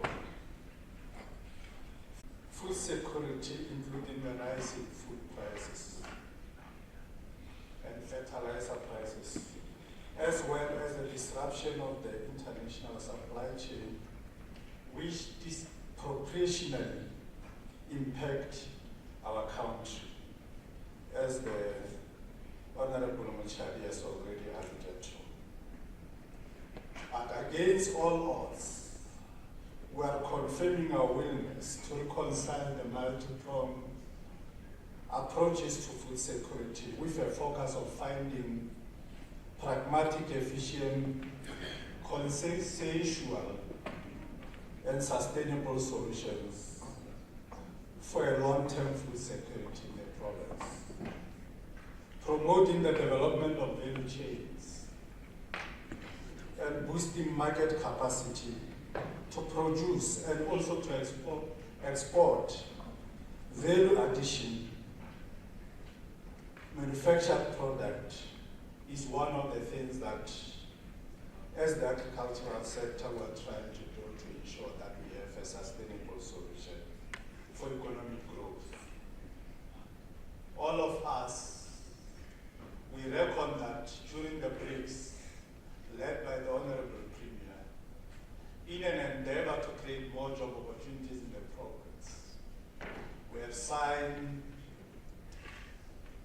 an agreement with China that all the avocados produced by ZZ2 and small farmers will be exported to China. It means that there is a sustainable market, that more people will be employed. On the issue of the forensic audit, we take note of that.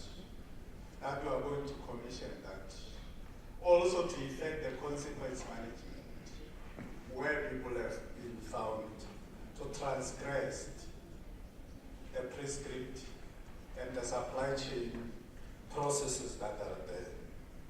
We also reckon the fact that we did not perform well the 21% in the first quarter, but we make a commitment that in other upcoming or outer quarters will compensate on the shortfall.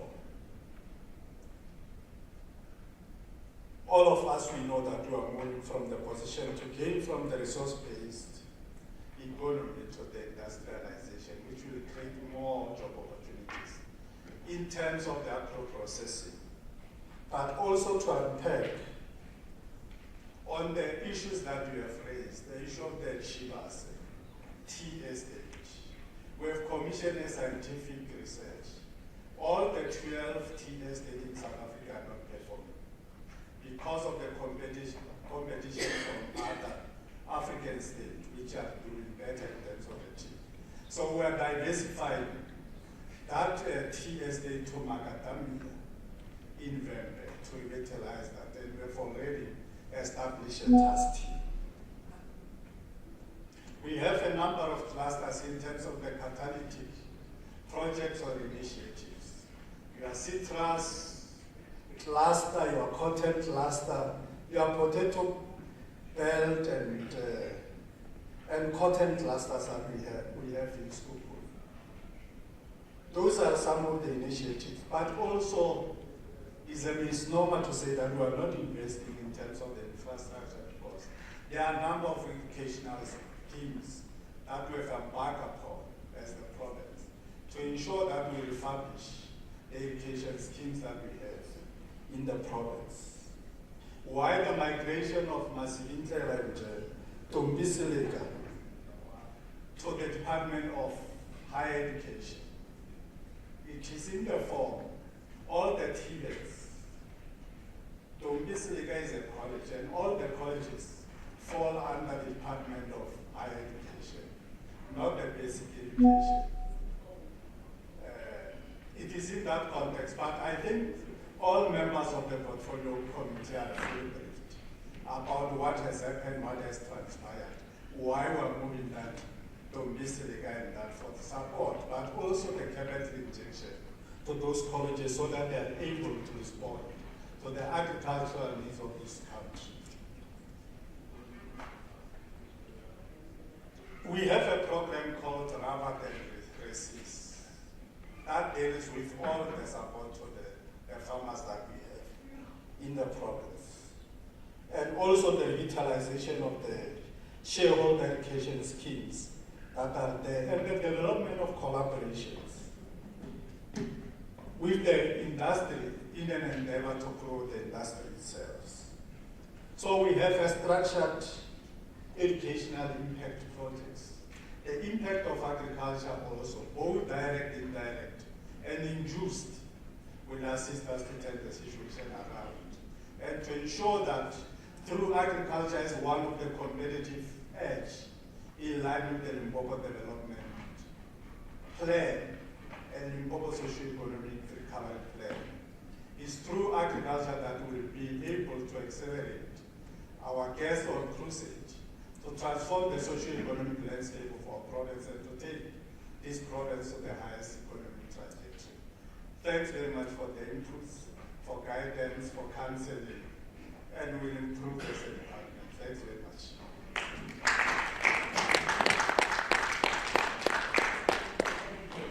Thank you very much, Honorable M.A. Let's move to item 8, announcement. Thank you very much, Honorable Speaker. We wish to remind the honorable members of the legislature that today,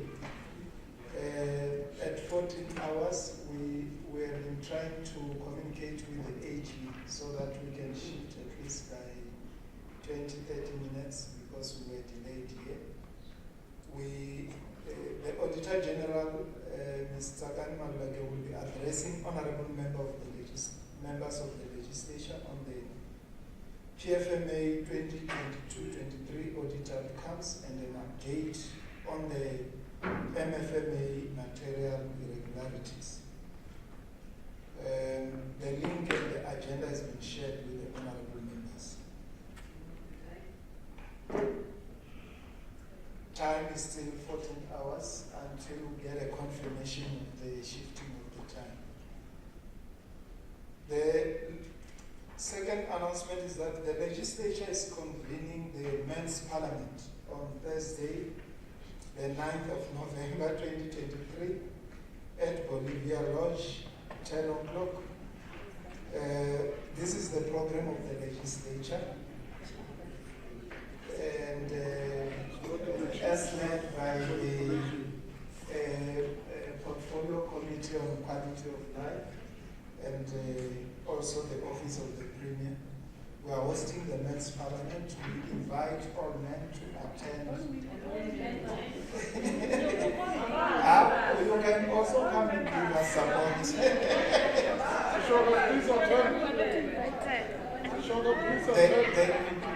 You can come and give us support. You have invited us also on your woman's parliament.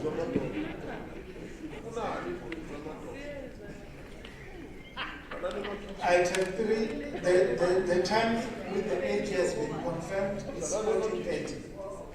14:30, so that we must quickly have lunch. The last one is that lunch will be served in the boardroom next door. Thank you very much.